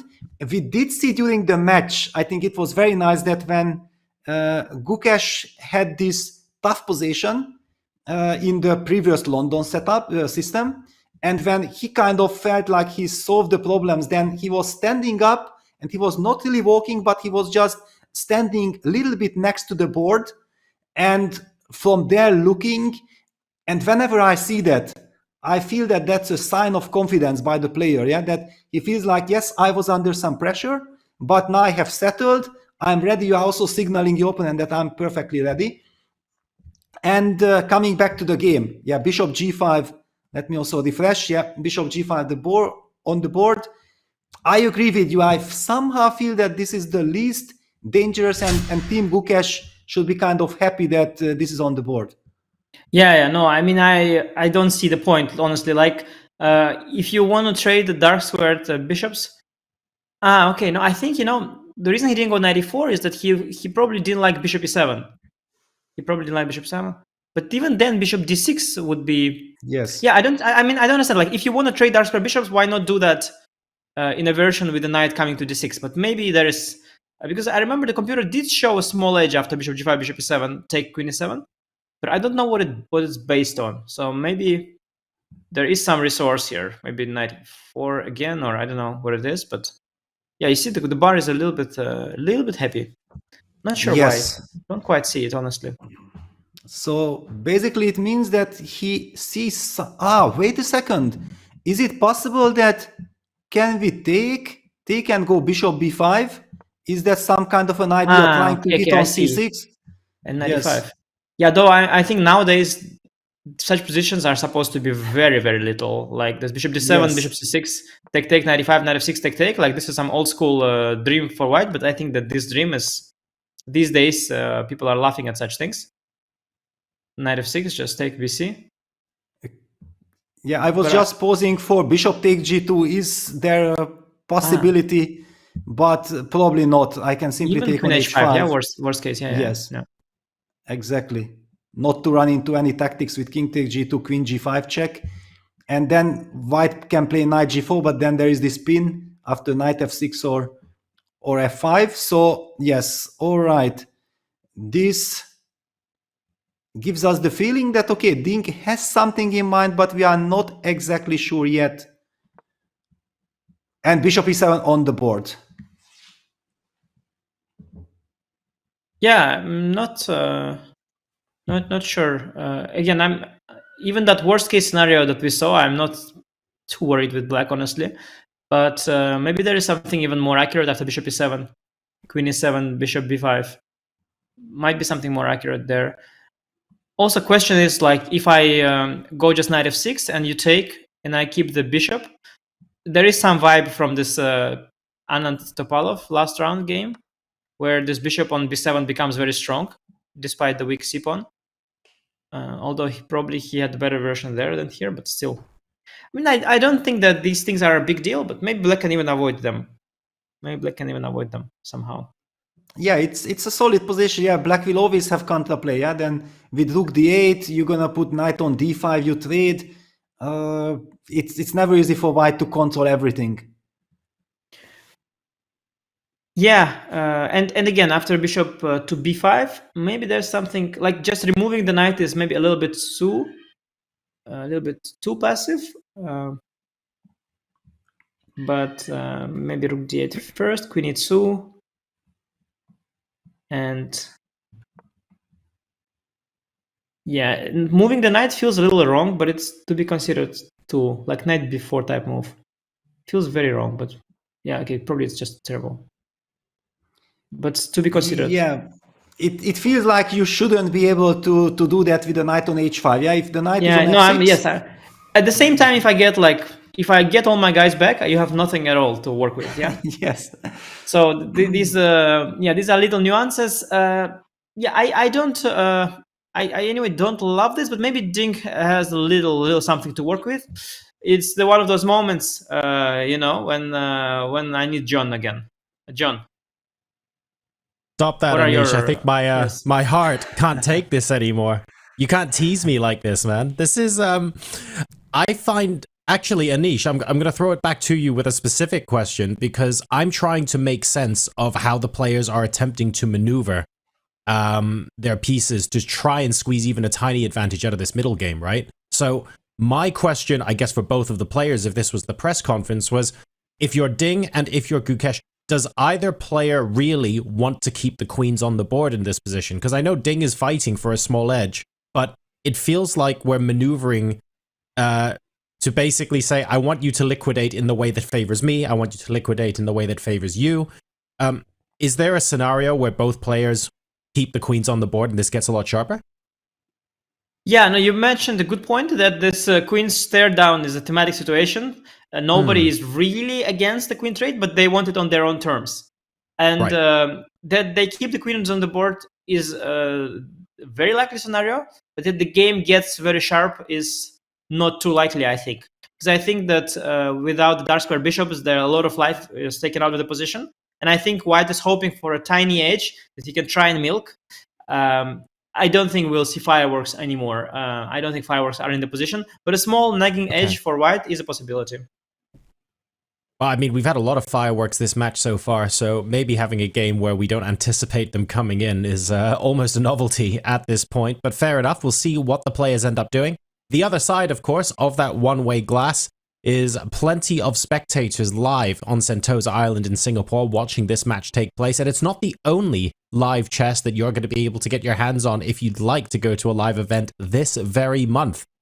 You have the chance to attend the Champions Chess Tour Finals live and in person. We've got 8 of chess's greatest players, including Magnus, MVL, and Ali Reza, and they will be in Oslo in Norway from the 17th to the 21st of December. And you are invited into the room. In addition to the high caliber chess, your ticket also includes perks like hand and brain, simultaneous displays, photo opportunities with the players, and a whole bunch more. If you're interested, use !CCT finals in chat or visit go.chess.com/CCT finals 24 and secure your tickets now. So we find out soon how this tension is going to be resolved in the position. Both players trying to exchange, but maybe only on their terms. Ding Liren in hour 19 plays Gukesh Dommaraju, and hour 24. We'll be right back after this. Thanks, guys. Well, it is International Pink Day, but what's more important is that I need to learn Chinese. I see that Gotham Chess is getting rather fluent, and it's coming up a lot at the press conferences. So I have the world's highest-rated Chinese chess teacher here. Nemo, thank you for joining. Thank you so much for having me. We're going to start off actually with the knight. So this is pronounced Ma. Ma? What are you saying about my mom? I don't know what I just said. I'm sorry. Look, it's fine. It's close enough. It's close enough. Okay, let's go with the bishop. Okay. This is called Xiang. Xiang. Yeah, that's actually, that's pretty good. I don't think that's actually close, but thank you for saying that. Okay, it's close. We're getting there. Okay, so this one is Wang. Wang? Yeah. Yeah, no, yeah, okay. And this one is Ho. Ho? first one was better. Now that last one you just said monkey. You don't want to be saying that on the chessboard. All right, I apologize to the 1.4 billion people who are laughing at my Chinese translation, but we are trying here. Gotham, you are still the king of Americans learning Chinese, and thanks for the lesson. Why don't you take us out by saying something in Chinese? 谢谢大家看这个直播，希望你们喜欢我们的这个中文直播，谢谢。Bye, guys.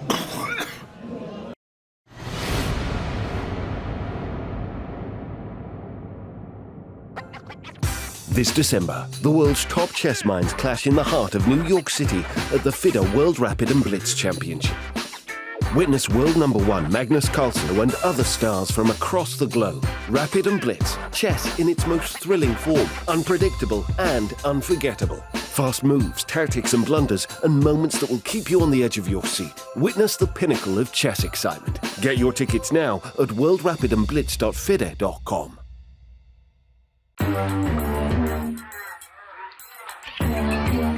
Gemini, can you help me plan my 3-day vacation? Generate a photo of a muscly capybara.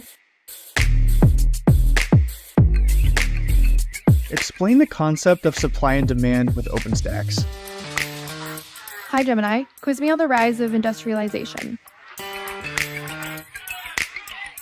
Can you help me find an email? Yeah, I can help with that. The Champions Chess Tour Finals are heading to Oslo, Norway, December 17th to the 21st, and you can be there. Watch all of your favorite players, including Magnus, Wesley, and MVL. Tickets are going fast. Get yours now.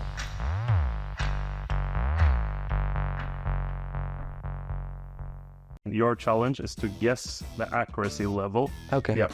So you won with the black pieces against Prague. Yeah, let me first see the... So I guess till e6, it's everything is perfect. Because I knew this theory, and f5 was already not great. 92, 93. 89.6. So it's actually... But still a very good game. Game number 2. This one must be quite high, yeah, because this was quite a good game. Thing was like Nijat was very solid with white, and I played a risky opening, and I was very deeply prepared, but yeah, I was pretty much playing all the perfect moves in the position, and even if the position was equal, I thought both of our accuracies was very high at some point, and then he played this rook d3, rook f3, which gave me good chances, and then also I think my technique was pretty much close to perfect. I would say like 95, 96. Very good. Spot on. It's 95-2. Yes, very, very good. Impressive. And then the final game? Oh, I've seen this game. I've surely seen this game, but I can't recall who played it. Is it Magnus? Yes, it's Magnus when he became Grandmaster in 2004. In the Dubai Open? Correct, yeah. Dubai Open. Trying to think who we fall here. Deepan, yeah? Yes. Yeah. Very good. And now the accuracy score of this game? For sure, a very beautiful game, but I can't see any clear mistakes. So let's say 97, 98? Yes, it was actually 100%. Wow. Yeah, 100% accuracy from Magnus in that game. Yeah, seems like a perfect game.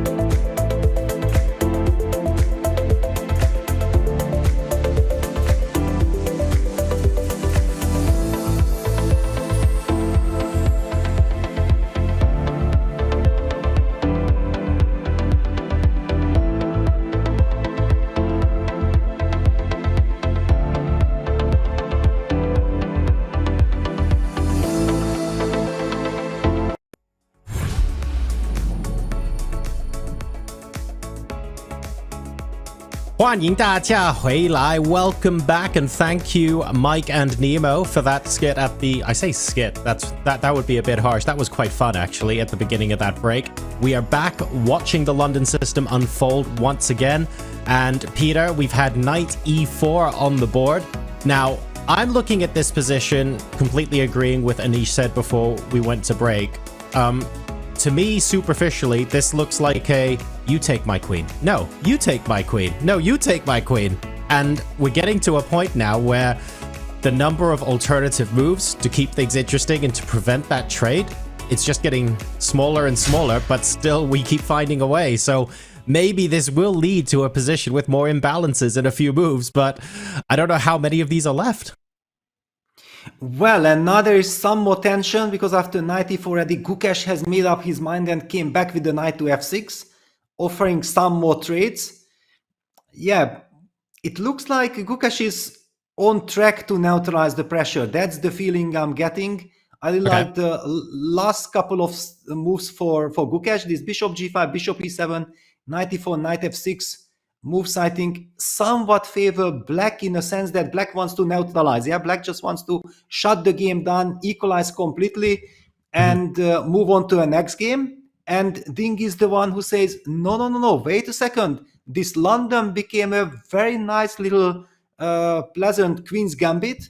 I want to keep my small advantage. I want you to suffer. And the next couple of moves all will be about this. Yeah, that will White be able to get his dream scenario of putting the pressure, small little pressure, but long-term pressure, or will Black completely neutralize? So this is going to be fun. This isn't necessarily one of those positions, if you're the layperson watching, where it's all about, oh, this is really tactical. White or black has to find an only move here. This is edge of your seat tense. It's a different kind of tension where we're trying to work out, are we going to be able to spot the continuations that continue to give a slight edge? Is Ding insistent on trying to make this as torturous as possible to really force Gukesh into deep thinks? We're talking like, if in computer terms, 0.05 per move, but just constantly cranking things up and trying to make sure black continues to answer the difficult questions. Fortunately for me, you don't have to listen to me answer the difficult questions as knight f6 is on the board. I will now pass you back to Anish Giri and Peter Lecco, who will be able to dissect this further. So Anish, over to you.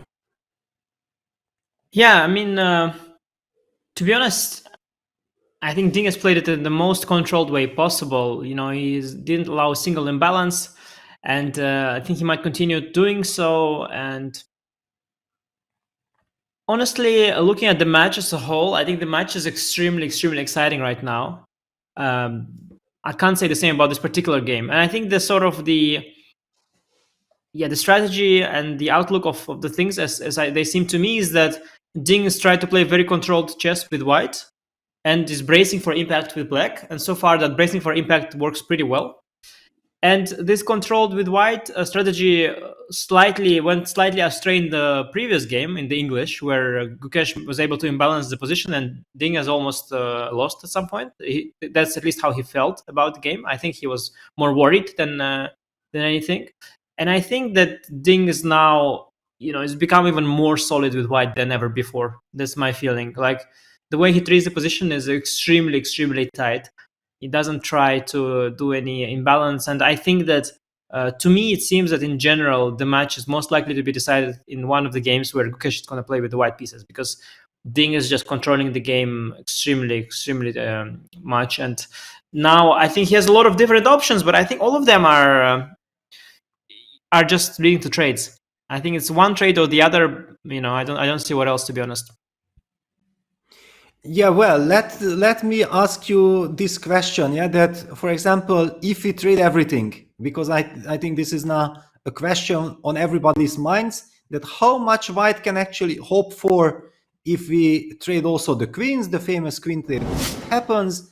Now white kind of destroys black's pawn structure and plays the most cynical way, rook fd1, like trying to trade more pieces and hope for the weakness on h7. Is this something white can hope for, or you just say, okay, thank you very much, if I'm getting my bishop to 8, good luck with that? Yeah, I think Peter, you know the answer to the question that you asked very well. I think even these positions, they're actually quite thematic also from, for example, Ragozin. There is some theoretical line like that where you just trade on f6, and as far as I remember, there's not even a hint of an edge there. You have a very, very, very slightly better pawn structure with white, but it's not even really the case. You can't exploit this weakness. I mean, black plays h6 and then f6, and white can't exploit these pawns. They're too far back in black's camp. White's other pieces, the light square bishop, can't contribute. I've seen some games where white got to put a little pressure when black was extremely inaccurate, and I think the game that comes to mind is like Rapport against Fabi. Fabi got some very, very unpleasant endgame in this structure, but maybe Raja Fabi, I don't know, maybe both of these games, but probably Raja Fabi, actually. Raja plays these kind of positions more. And even that game, it was very unpleasant, but that was also a draw. I've never seen white win one of those positions, like ever. I think it's just extremely, extremely safe for black. And yeah, it's a fake kind of pressure, really, at this point. And I guess you would probably agree. Yes, I absolutely agree. And the reason why I brought that up is that actually, how does white avoid this? Yeah, that what is white really doing? Because now with this knight e4, knight f6 tension, white is kind of obliged to do something. Yeah, he's standing in a trade. And what kind of alternatives do you see for white? Yeah, I think one alternative could be to take on f6 without taking on d8, allow queen takes f6. Then in some cases, you can try exploit the fact that the knight is on c6. How did he take? And sometimes like queen c2, queen e4, bishop d3 setup to target the king side. Sometimes it gives you a small pressure, but I think here in this version, black is just doing very, very well. Yeah, Ding is taking on f6. Now let's see where he will take. Oh, he trades in the most controlled way. He allows even bishop takes d8 without any imbalance whatsoever. Yeah, somehow I feel like this queen takes d8 is a silent draw for I'm not liking this at all. I did feel that there was some tension, and I even wanted to praise that. I mean, come on, modern chess, 21st century, with all the supercomputers involved in the preparation, and exactly with this harmless-looking e3, bishop e2, London, white was able to get some chances. But what I'm seeing here, I find it very hard to believe that white can get anything out of this anymore. Yeah, I think that Richard wants Ding to play for a win. We can see that through the opening choices. But I don't think that Ding wants to play for a win with any risk. So there is a dissonance, you know. Ding doesn't play, for a draw from move one. If he wanted, he would play probably d4 or c4, directly going for the QGD without all this sidelines in London.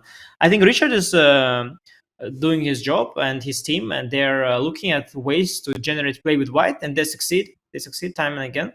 But at some point comes a moment, because Gukesh is defending well, there comes a moment where Ding has to choose. Does he unbalance the position a little bit and play for a win? Or does he maintain the balance? And then he chooses to maintain the balance because he doesn't feel the need to take those risks. He's playing a match a little bit as if he is having the lead, I guess, because of the tiebreak favoring him as well. He is playing it as if he is having the lead. He doesn't take any risks when it's not needed, and he leaves it fully in Gukesh's hands to go for it. And it's not a bad strategy also because Gukesh's handling of these white pieces, it has backfired a couple of times, right? He lost that one game, and he gave Ding chances in some others, like in the other French game also Ding took over. So Ding is really saying like, okay, if you want to play, like, just go at it, try and get me. But if I can do it safely, I'll do it safely. Yes, I also think like the game, the current position gives us the chance to talk about the match in general. We did discuss between each other prior to the show what we were thinking about, and it's kind of interesting that if this game finishes in a draw and there are only 4 more games left, I still want to calm everyone down that 4 games are a lot There is so much that can happen, but we can already kind of also think or speculate a little bit about the tie breaks. I did hear you say that in your opinion, Ding might be some kind of a slight favorite in rapid play. I would be very happy if you could give me a little bit more insight that why do you think so? Is he having more experience? Do you think that by winning that very important tiebreak against Jan Nepomniachtchi in the first match and getting the World Championship title gives him good memories? Is that the feeling that you are having? Not necessarily, actually. I mean, I think that Ding thinks that he's the favorite in the rapid tiebreak. You know, I don't necessarily think so myself. I still think that Gukesh's mental state is excellent overall. You know, he seems to be ready for fight. He's looking for fight. He is completely carefree in some sense. He's optimistic. I think it's good in chess to be optimistic, especially if you are as strong as Gukesh. So I think that Gukesh will be favorite in the rapid as well, but maybe smaller favorite. Like the main reason why I feel that the tiebreak might favor Ding is that because I think if you look at Gukesh's recent results, he has had some dominant performance in classical chess, but in the rapid and blitz, he's been a lot more shaky. He has had multiple Grand Chess Tour events where he was in the bottom half of the tournament standing. You know, when facing the top players in the classical, he was never in the bottom half. He would only be at the top half of the tournaments, as far as I could remember. But in Rapid and Blitz, he was struggling, and I've had some games with him too. I mean, I'm also not an amazing Rapid Blitz specialist, so I don't have a dominant score against Gukesh myself. But I did have some of my wins against him in Rapid and Blitz where I saw that he was vulnerable. Like the first game of my tiebreak game against Gukesh in Vaikanze, he outplayed me completely. And he played a great game, but then I was trying to defend and hang on, and we dropped 2 seconds. And when we were in a scramble, we had like 2-second increment each. He started to totally lose control, like completely lose control with that 2-second increment phase. And I think that this is his main weakness. Also, one other game I remember in the rapid as well in Grand Chess Tour where he also outplayed me. He played a wonderful game, incredible game, and he was winning. But then he had very little time and he was unable to convert it. He would surely have converted it in the classical. Okay, I wish to think I wouldn't have played this badly in the classical prior to that, but if he got the position, he would convert it for sure in the classical. But in rapid, he blinked there. You know, that he looked at the clock, he started calculating, he didn't have enough time, and he just blitzed something which is not the best. And I got away there too. So I do feel that Gukesh is not as strong in the rapids as he is in the classical, although he still is absolute top player. I do think that probably Ding also feels that reaching a tiebreak is a success for him. Well, personally, I feel like the match is 50-50 in classical and also in the rapid. That's the feeling, because if you would ask me that who is a favorite in a rapid tiebreak, then I will just, in a World Championship match, I will tell you that only Magnus Carlsen, because we know that Magnus has so much belief, he has so much faith, he has all this experience, he's winning every kind of tiebreak that he's into. But every other player who would play the World Championship match and it's decided in a rapid or blitz tiebreak, well, all the nerves, all the craziness, all the tension, I think it will be nerve-wracking till the very last second, just like in the previous World Championship match. But it's also too far away.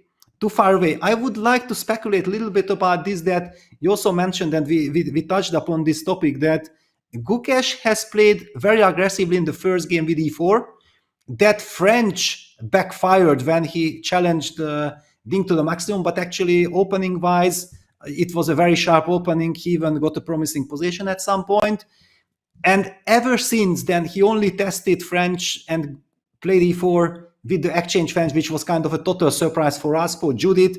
I was watching the coverage, and yeah, Judith was completely shocked that no way such an ambitious, energetic young player like Gukesh, why is he going for the exchange French?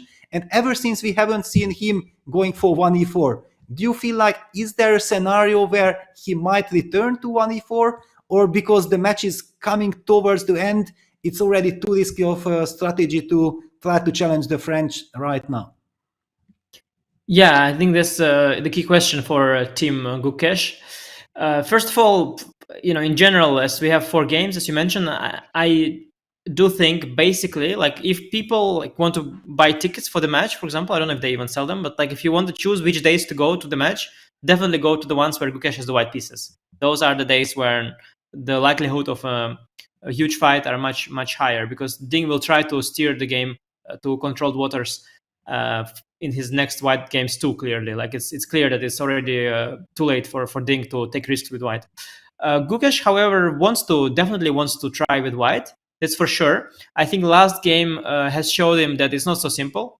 Ding is prepared in some of the lines, and in some of the games, Gukesh can get no chance at all as well. Just like in that Catalan, he was neutralized in the opening, and the chance he got later was somewhat incidental. So there is pressure on Gukesh now and his team. So there are 2 games. Not with any opening you will get an advantage, by no means. And yes, the French, I mean, clearly main preparation of Gukesh was e4, e5. Yeah, he must have spent a lot of time there. He must have had lots of ideas, lots of training games. I think they make the moves, but probably nothing big was going to happen anyway, so we'll sort of continue.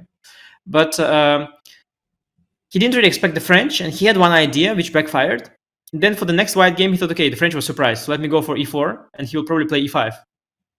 But then Ding very smartly kept the French. So the second idea was sort of, it was sort of a fake idea, right? It was just sort of just hoping French won't happen, basically. It was like absolute emergency scenario thing. And I think they don't really want the French, because the game he lost, he did have a typical French position, even with some advantage. And he lost that. So if you're then analyzing the French and you have all these different positions, you see positions where Gukesh has already lost, but they're like worse versions of that. So I guess that's a bit of an issue. And I know in the matches, people, they start to somehow, like, they run away from these areas where they feel the opponent understands things better. And I've heard it from different players, and I've seen it also many times. Like, for example, Carlsen played c5, knight c6 against Fabiano. And at some point, Fabi gave up on Rossolimo, which normally is a strange thing to do, because Rossolimo, the way the Carlsen played it especially, was advantageous for white.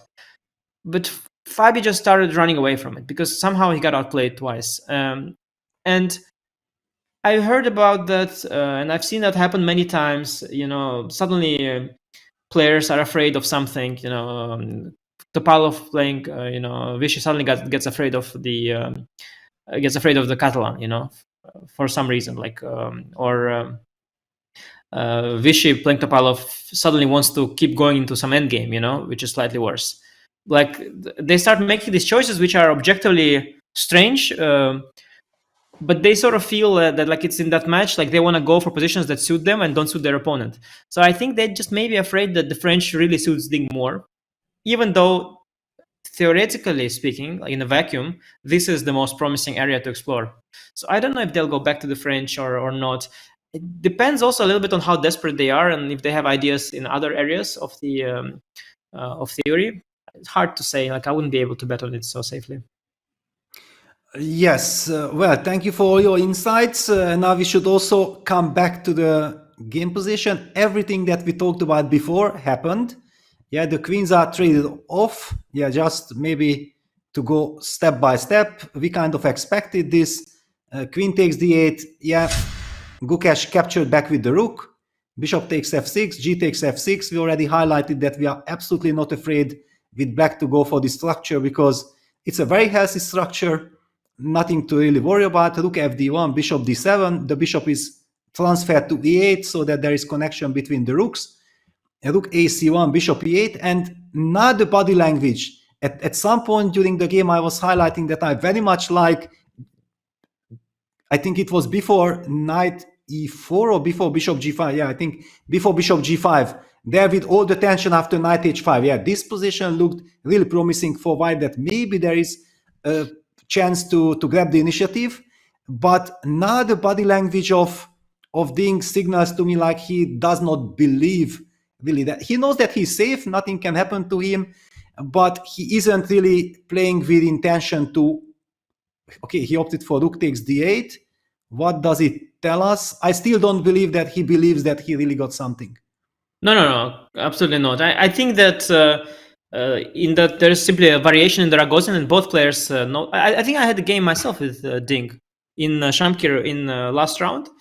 For some reason, it was okay for him to have a draw there in that last round. He was not ambitious, and we followed that line in the Ragozin, which was the same. It leads to more or less identical position, and there too you have this doubled f pawns. And I remember Ding also didn't try because you're not even supposed to try. I think it's not really an advantage. I think the good engine also shows complete equality here. It's just this on the website the bar is slightly favoring white, but I think the players are not gonna. Some players that like for example, Abdusatorov, he likes sometimes to pretend that he's pressing in an equal position. So he would start thinking and try to do something. But Ding is not such guy, When he has such a position, I think he would just trade everything further and bring the king to the center. I mean, I really don't think we'll see anything happen in this game anymore. It's the kind of moment where I think Hikaru should start recording his recap if he wants to be early and not lose to Gotham. Wow, I would like to touch upon your thoughts that you mentioned about the French, and the way how you felt. I had very much the same feelings. That somehow it's more like psychologically, Team Gukesh decided after this loss there that no, if we have other choice, we should not be challenging Ding in his French. By the way, yes, because we always keep on saying that the French was a big surprise from Ding. Yeah, he did play it against Jan Nepomniachtchi already in the World Championship match in one game, but I do recall that in 2011, when I for the very first time met Ding Liren, it was in the Ningbo World Team Championship 2011, and it was the first time he played in the main team. He was a French player, so it actually means that from childhood he is bringing all this intuition to the game. And then I even remember that because they asked me that what do I suggest that Ding Liren changes in order to improve as a player, and I told the Chinese players that he should forget about playing the French. He should learn some other better opening. Yeah, it was very interesting. And then I was following the next couple of years, and then Ding first from French player went on to become a Caro-Kann player, and then like from 2015-16 he became a Spanish player with the Marshall as his main weapon. And I felt like, yes, that's how you're gonna grow. Then he reached his peak, and then now he's going back to French. I find it very interesting. Yeah, for sure. And you're right.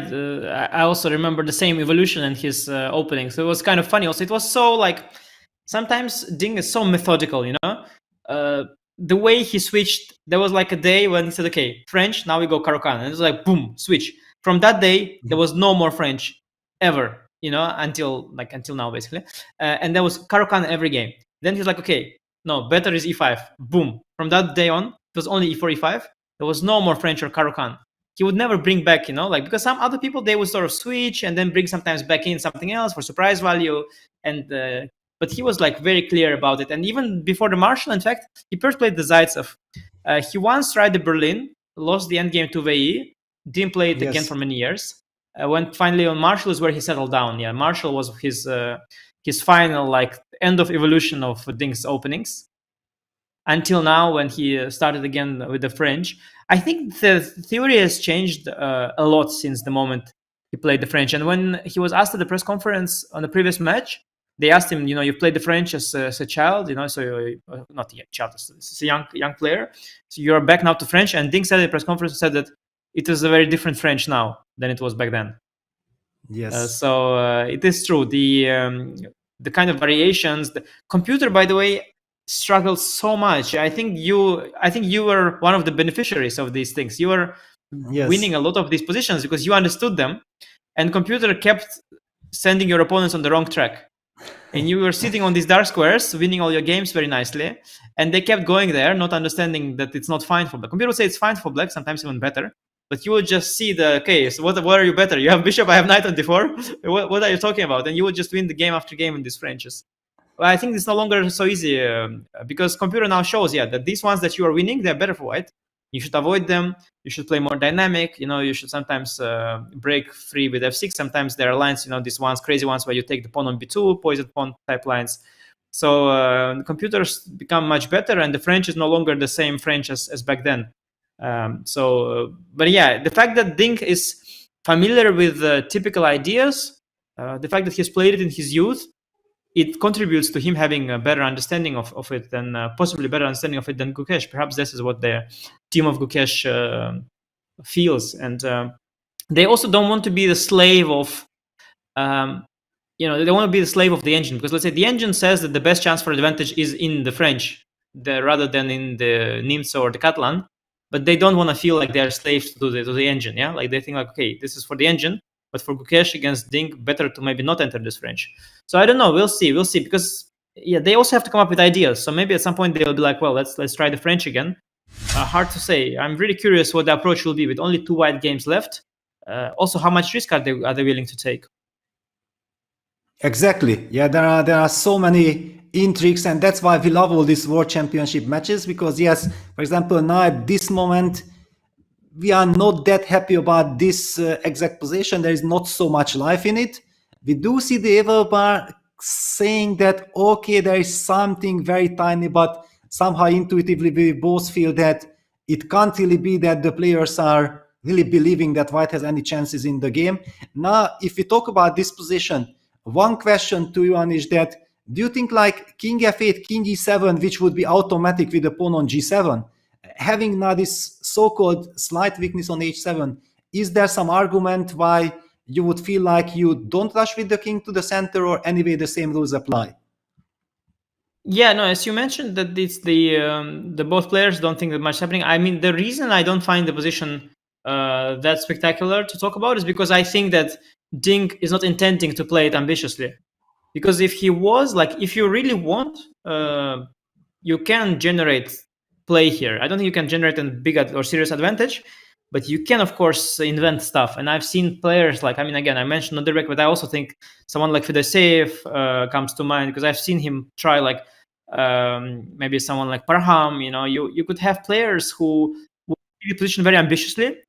They could even get outplayed with white. They would start pushing the pawns on the king side and the queen side, expand with a3 before, maybe b5 somewhere, create a weakness, but to destabilize the knight.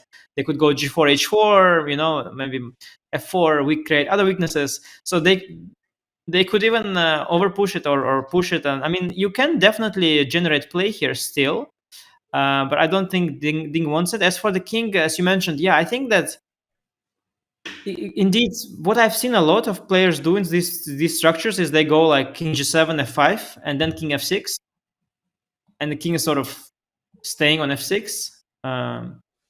You can also go via f8, e7, but that would then lose your tempo. But I think that it also doesn't matter so much, the tempo in this position. Maybe you want to lose the tempo to give white a chance to trade you one more piece. So you know how it is. Maybe you rather lose it tempo so that white goes rook d1 and then you take. Another question is, I guess, if you would be a bit worried with black, maybe you want to go like knight e5 to try and trade the knight. I think this is not needed, such a desperate approach, but especially because of bishop e2 maybe then. But still, it's something to also look into. Maybe you want to trade one more piece. Maybe you want to go like knight e7 and rook c8 and trade the rook. Maybe you don't want to push the f pawn yet. You want to go somewhere e5 and keep the pawn on f6. I don't know. You can do it differently, but I think the fact that Ding is not ambitious is what essentially makes this position not too exciting. Yes, I also have this feeling, because white had many more promising options. I don't know exactly if objectively they were stronger or not, but they had more life in it. And Ding opted for it in a classical game. It somehow feels that it should be too little. Yeah, Gukesh goes for king g7. When you highlighted this f5, king g7, king f6 plan, you spoke from my heart. I also felt very much like, you know what, it might look a bit counterintuitive that why would black place all his pawns on the light squares, but I actually also very much like this f5, king f6, and now since Gukesh made up his mind for opting for king g7, I believe we're gonna most probably be seeing f5, king f6 as a follow-up. It restricts this bishop on c4. The king on f6 is beautifully placed. Black also is getting ready for dynamic possibilities. And one thing that in general I would like to mention, that in all these symmetrical positions, normally it's considered that it's more beneficial to having the c file compared to the d file. Why? Because we look at this knight on f3 and we already get the answer to it. The knight on f3, or also from Black's perspective, the knight on f6, actually beautifully covers the anti-square, the only anti-square on d2. While if, for example, the c file opens up, then white can invade with the rook to c7. And that's why I also like very much your kind of intuitive feeling like knight e7, rook c8, just in case, making sure that even this small imbalance should not be anymore in white's favor. Yeah, no, quite interesting that with the queens on the board and attacking possibilities, I think you're supposed to want the d file, not the c file, because of the check potentially. Like if you have two rooks doubled and you have a queen on the board, you rather have the rook d2, d1 versus c8, c7 than the way around in a middle game. Because of in some complication, you want to give rook d8 check sometimes, and rook c1 is not a check. So this thing with which file you want to have, it sort of depends on whether you have the queens on or not. Kind of little nuances, but I guess that with this particular material on the board, you can have rook on d file, c file, c file, d file. It will be all trade each other. But actually, yeah, if you imagine Black had the rook on c file, white on d file, Black would also start thinking about something, not to try to enter with the rook. So yeah, exactly. It's valid point for sure. And I think the main question mostly now is the big question to how to play the match for Gukesh in the white games, because at this stage you have that thing where by not taking the risk, you sort of are heading towards this, like in his case, the tiebreak, and with every draw, your chances of winning the match decrease. But you have still it happens a lot in the World Cups. Like very often, players who should play for a win with whites, they take the draw going to the tiebreak, but actually their chances drop, but they still feel like they get to live one day longer, they get to keep the chance of winning one day longer. So there's some kind of thing there in which you don't want to take the risk because there are too little games, but actually if you don't take the risk, your expected value drops as well. So you have to kind of take the risk so it becomes kind of complicated, like yes. You should actually take the risk, because the risk of not taking the risk is just because the draw is actually a little bit of a small loss. That's what basically I'm trying to say. Like a draw with white is a small loss. So you should maybe take the risk, because the draw is not actually neutral. Draw is actually negative for you. There's that also. Yeah, basically it means like not taking risk is also taking risk. Yeah, what I'm saying. Exactly what I'm saying. Yes. So you have to, you cannot win the championship match and not take the risk. Like you have to at some point take the risk, and maybe best to do is now. And if you do it later, it will be worse. Like let's say Gukesh has 2 white games left. It's very risky to take the risk, but it will be much more risky with 1 game left, and it will be much more risky to take that risk in the tiebreak. So like every time you postpone taking the risk, it becomes only riskier, and at some point you have to take it to try and give it a shot. Because if you go from classical to rapid, the chances drop. If you go from rapid to blitz, the chances drop further. Because I think that Gukesh's main weakness in the fast time controls is the fact that he is bad in, relatively to his incredible strength, he is bad in the time scramble. So the more likely you get to the scramble, the lower his chances are. So with every, even with the tiebreak as it can begin, with every stage, the time control getting shorter, Gukesh's chances slightly drop, is what I feel. So yeah, I think he should at some point. He will take those risks with white, but then the question is also how to take those risks. Yeah, A3 finally happened. Yeah, there is not too much to talk about on the position. Nothing really changes. Now it's up to Gukesh to decide exactly which setup. Will he go for this f5 king f6 setup, or will he just try to be completely neutral? One thing I want to highlight, that of course there is a very huge difference between classical chess when the players have 2 hours on the clock and the rapid. And even though now we are seeing that both sides are not really able to come up with really dangerous ideas against their opponent, but the teams are working.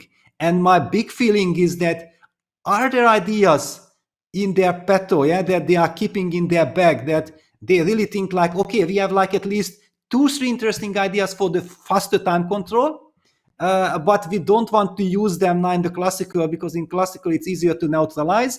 But actually there is a lot to be looking forward to when the faster time control appears. What is your take on this? Do you also have special rapid weapons in general, or for these Grand Chess Tour tournaments you prepare differently?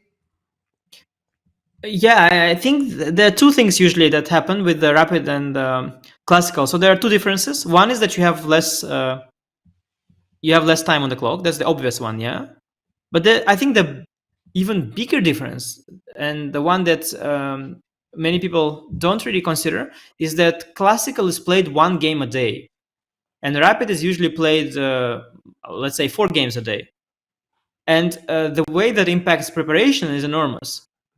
I think, for example, that I would be a much stronger rapid player with 1 rapid game a day.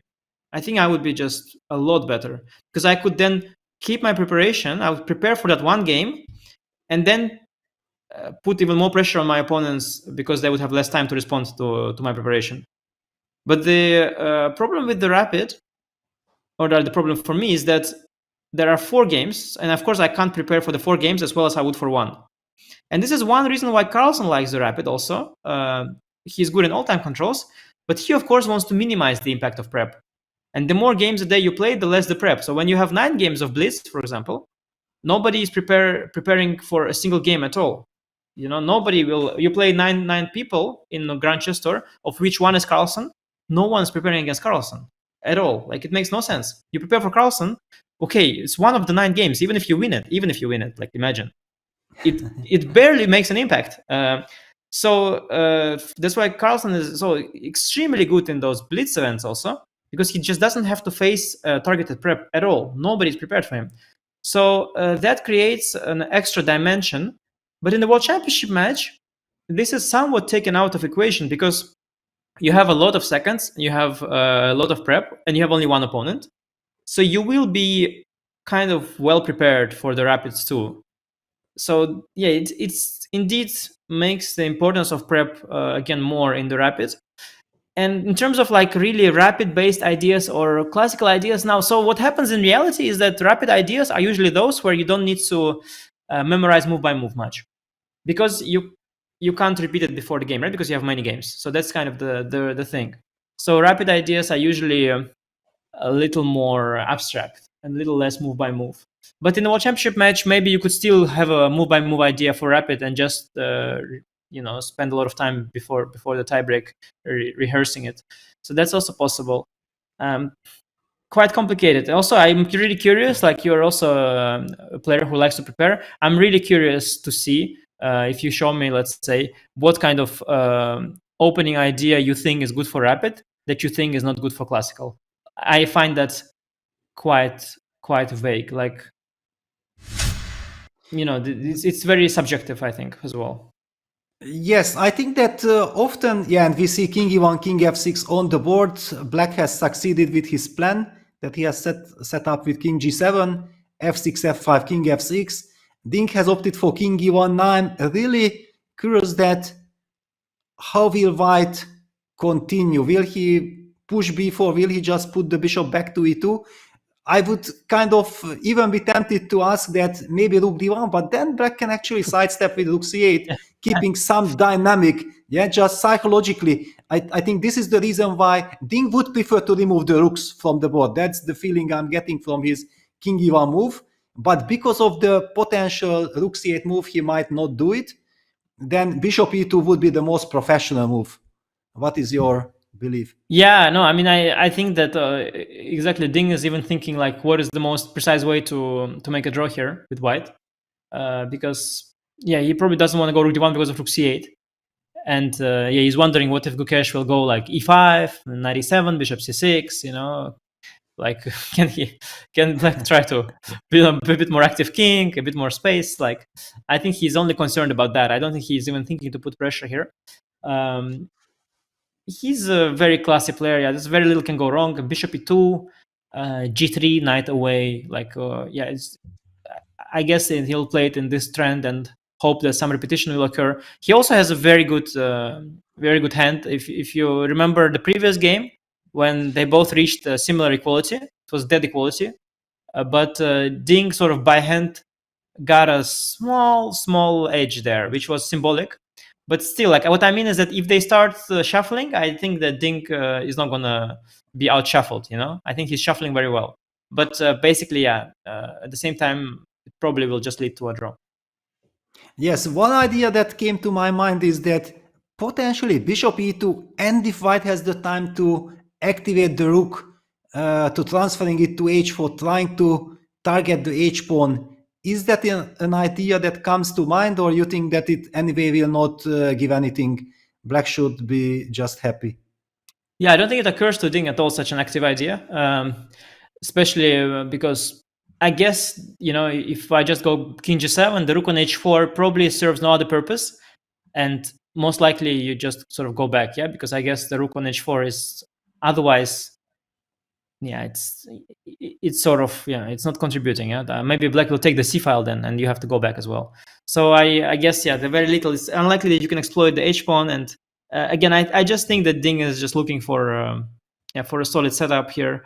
I don't think he has ambitious plans. Of course, if you were ambitious, you could try send the rook to h4, maybe push g4, you know, take with the rook on g4, then perhaps gain some squares for the other pieces, maybe knight d2, knight e4, ideas like that. But again, I think that this is just not the thinking that he is having right now. I mean, yeah, if there was an indication that he is trying to generate something here, we could definitely look at it, and we still can. But I always feel, you know, I feel kind of a little bit dumb looking at the position where I know that they're not looking for anything, and I'm trying to fake here that, yeah, they're looking at some, you know, I feel like somehow that I'm cheating the audience, and that, or that the players are cheating me, you know, that way. Like, we can of course look at it, and it's interesting.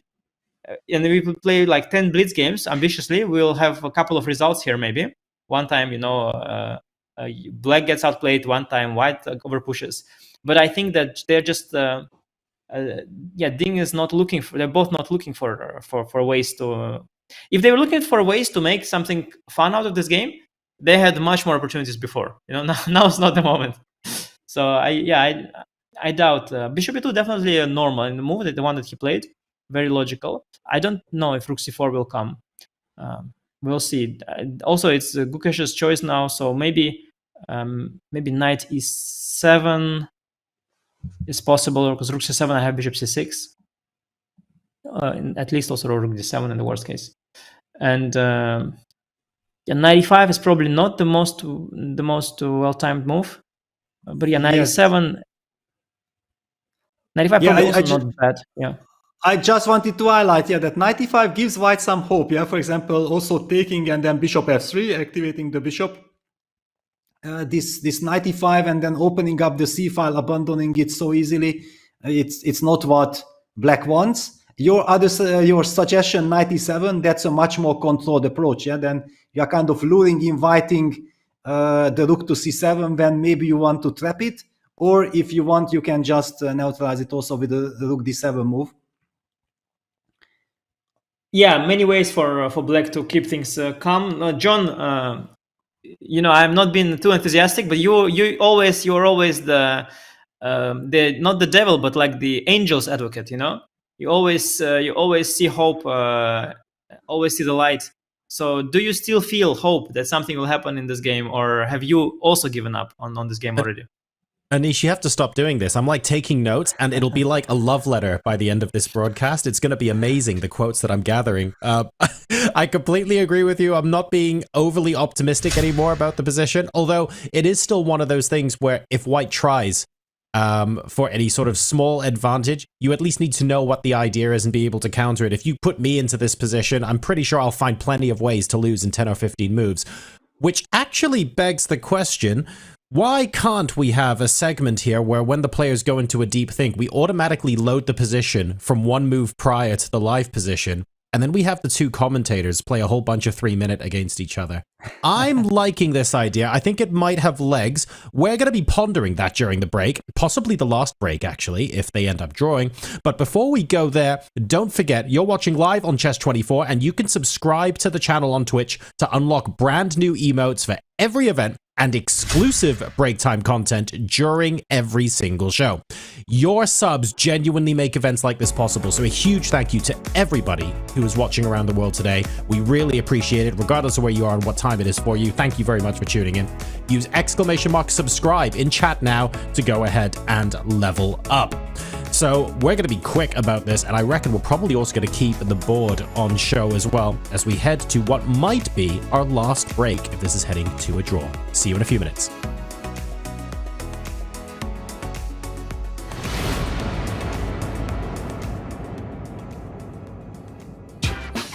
Witness world number one Magnus Carlsen and other stars from across the globe. Rapid and Blitz, chess in its most thrilling form, unpredictable and unforgettable. Fast moves, tactics and blunders, and moments that will keep you on the edge of your seat. Witness the pinnacle of chess excitement. Get your tickets now at worldrapidandblitz.fide.com.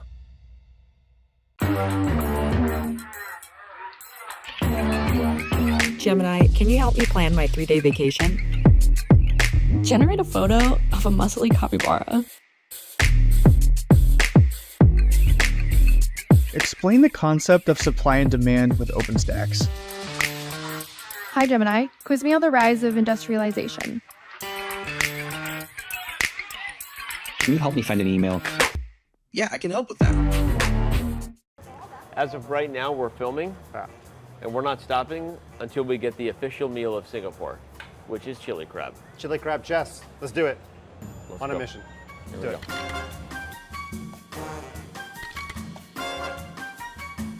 So we are entering the Hawker Center.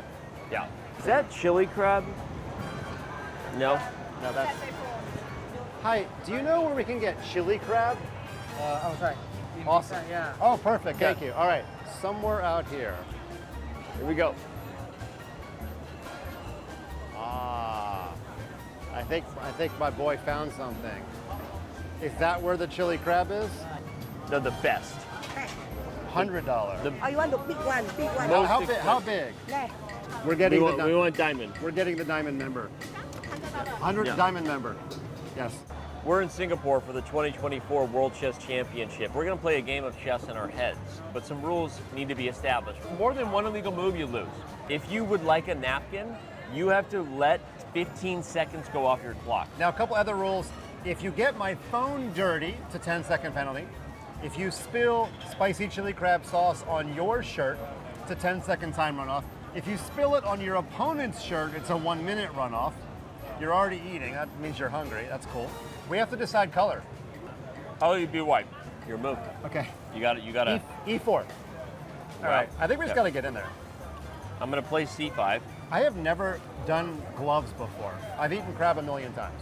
I've done a few things that require gloves, but we're not going to talk about that. Okay. You're about to spray me. Oh my God. 10-second time penalty. 10-second time runoff. Okay, I don't even mind that as long as I have some crab. Because Nice job on the crab, not nice job on the shirt. Okay, I'm hungry though. Okay, so 10 seconds. D4. Nailed it with the elbow. I knew we would get to the elbow chest. Knight to C6. Oh my God. I don't even care what happens on the chessboard anymore. Queen D5 check. D5. I want my bite. You're not giving me a chance to eat. I'm going Queen F3 check. Oh, come on. Can't get it. Bishop takes C5. Yeah. What? Wait, bishop takes C5. You found a thing. I do things. Look at this guy. This is You for the gotta do content. Bishop takes c5. Knight d3 check. Look at this guy. I'm making you look good. I'm giving you all the crab. Knight to e7. Knight to e7. My knight on g8. Your knight on g8. Oh, illegal move. What's the penalty? Okay, if I get one more, I lose. Rook h to d8. Rook c1. Oh, wait a minute. Yeah, knight to d3. My position is terrible. Your position is really bad. I'm gonna win this game. At least I didn't make an illegal move. True. Rook c2. I'm taking knight takes f2 check. Not only was that an evil move, it's also just like a really good move. Yeah. King c1. Knight e3. King d1. Why is there something green in Rook here? a to c8. We have a foreign object. Oh my god, that's lettuce. Get it out of here. Here's how I'm gonna go out. I have a minute of solid bread dipping, and I'm gonna enjoy that entire minute. The Chili Crab Chess World Championship has officially concluded with our champion, the regular FIDE World Championship. Oh my god, that feels so wrong. This is really... It feels so wrong. This is moist, and if there's one English word that feels like it sounds, it's moist. But the FIDE World Championship, that's the real one, and we'll see how that turns out.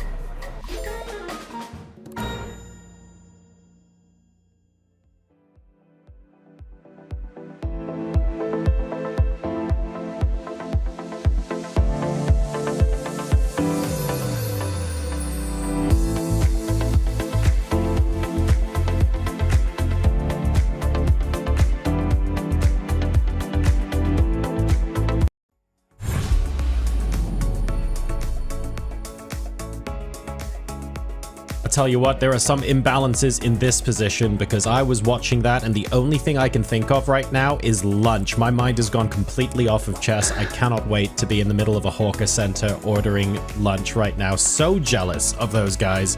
We're back, by the way, live with the FIDE World Championship. There is stuff happening over here as well.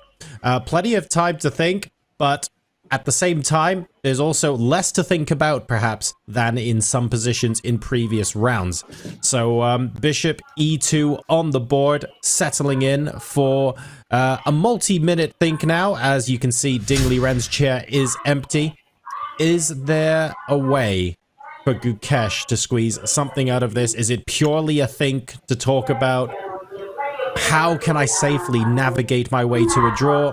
What is the situation here? We resume with Anish Giri and Peter Leko. So, Anish, back over to you. Yeah, I don't know. I guess Gukesh should be thinking about neutralizing it in the most accurate way. The fact that he's got the slightly worse pawn structure, I doubt that he can really think of playing this for advantage. That would be the next level of ambition. But we'll see. I mean, who knows? In any case, you have so much time. You can afford to think for 5 to 10 minutes. No need to rush it. Right. No need. Because also, the previous game, you know, he rushed it a bit. And there was just 4 pawns on one wing. And he got into mild unpleasantry. So maybe he thinks this time to be a bit more accurate. Maybe his coach also told him that, okay, you know, if it's heading towards a draw, no need to rush. Just take your time just to make sure, you know, to make sure.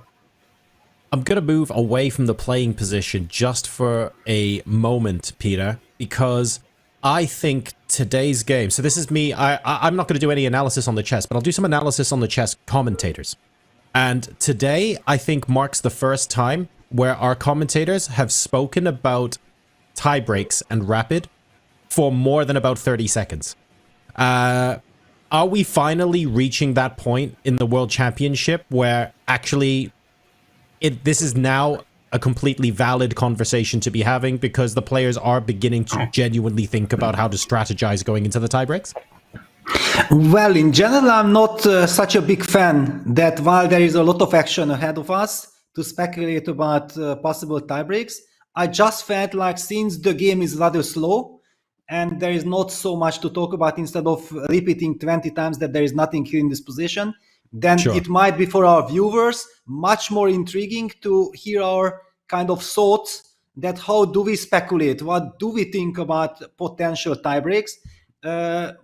I have played this 14 games match against Vladimir Kramnik in 2004, 20 years ago, for the title.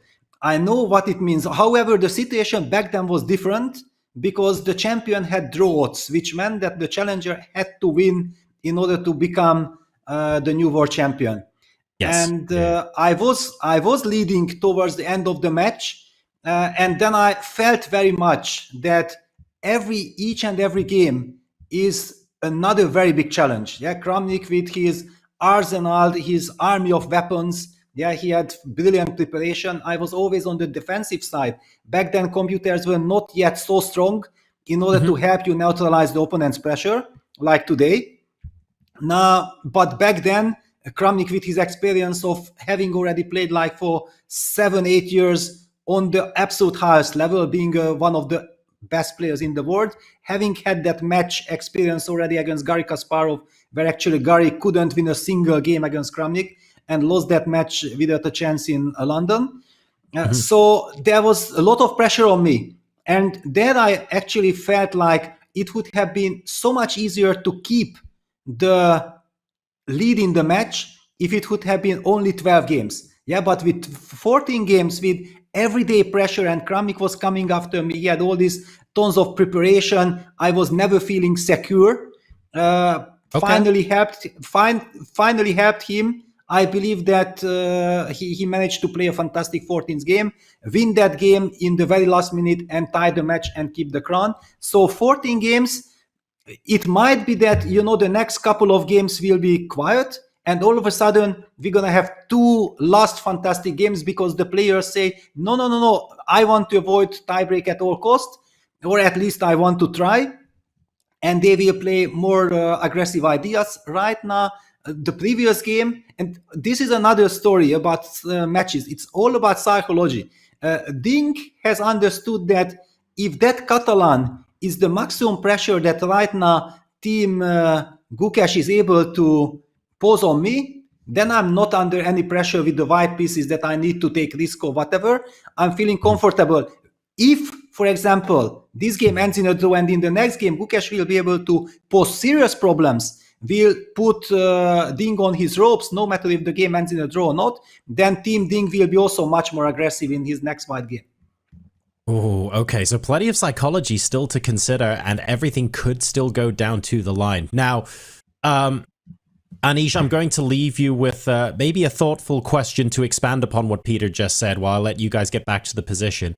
It is possible that we see explosive last couple of games. One of the players or both of the players want to avoid tie breaks. Let's absolutely go for it. In an age with computer preparation more prevalent, do we feel that that's less likely than it was even, say, 5 or 10 years ago? I'll leave you with that thought and let you fine folks get back to the position. Thank you, John. Yeah, no, for sure. The fact that it is now harder to generate, ideas is indeed a factor. But I think Team Gukesh has had lots of time and a great team, and they've done a great job. I think they're able to generate, all kinds of different prep. So I'm not too worried in that sense. I think what will be really crucial, and I think only Gukesh knows that. I even think that whatever Gajewski tells him, no matter how much he trusts him, and whatever else his rest of his team tells him, I think that deep inside, Gukesh has an opinion on whether he wants to go to tiebreak or not.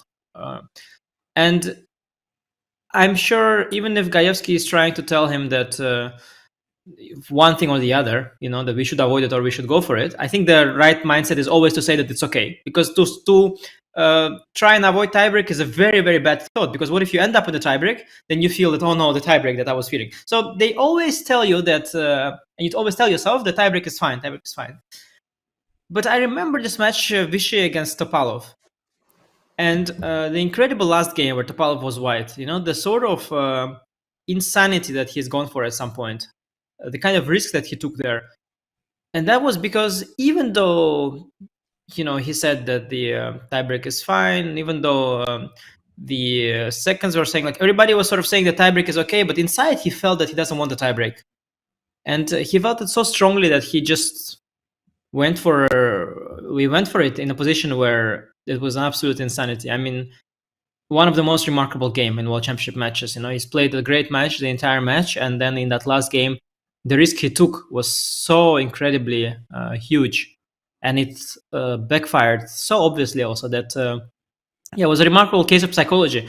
And I think that no matter what you tell yourself at the surface, inside of you, you have a certain view on this. And I don't know what Gukesh's view is, but it wouldn't shock me that the next or the last white game of Gukesh might just be a total chaos, because Gukesh is also very good at generating play. Even if, let's say, the team fails, and even if team doesn't fail but finds him a safe position, Gukesh, he is such a generator, of fighting chess. No matter whatever the team will tell him, no matter whatever the opening will come, he might create a mess out of anything.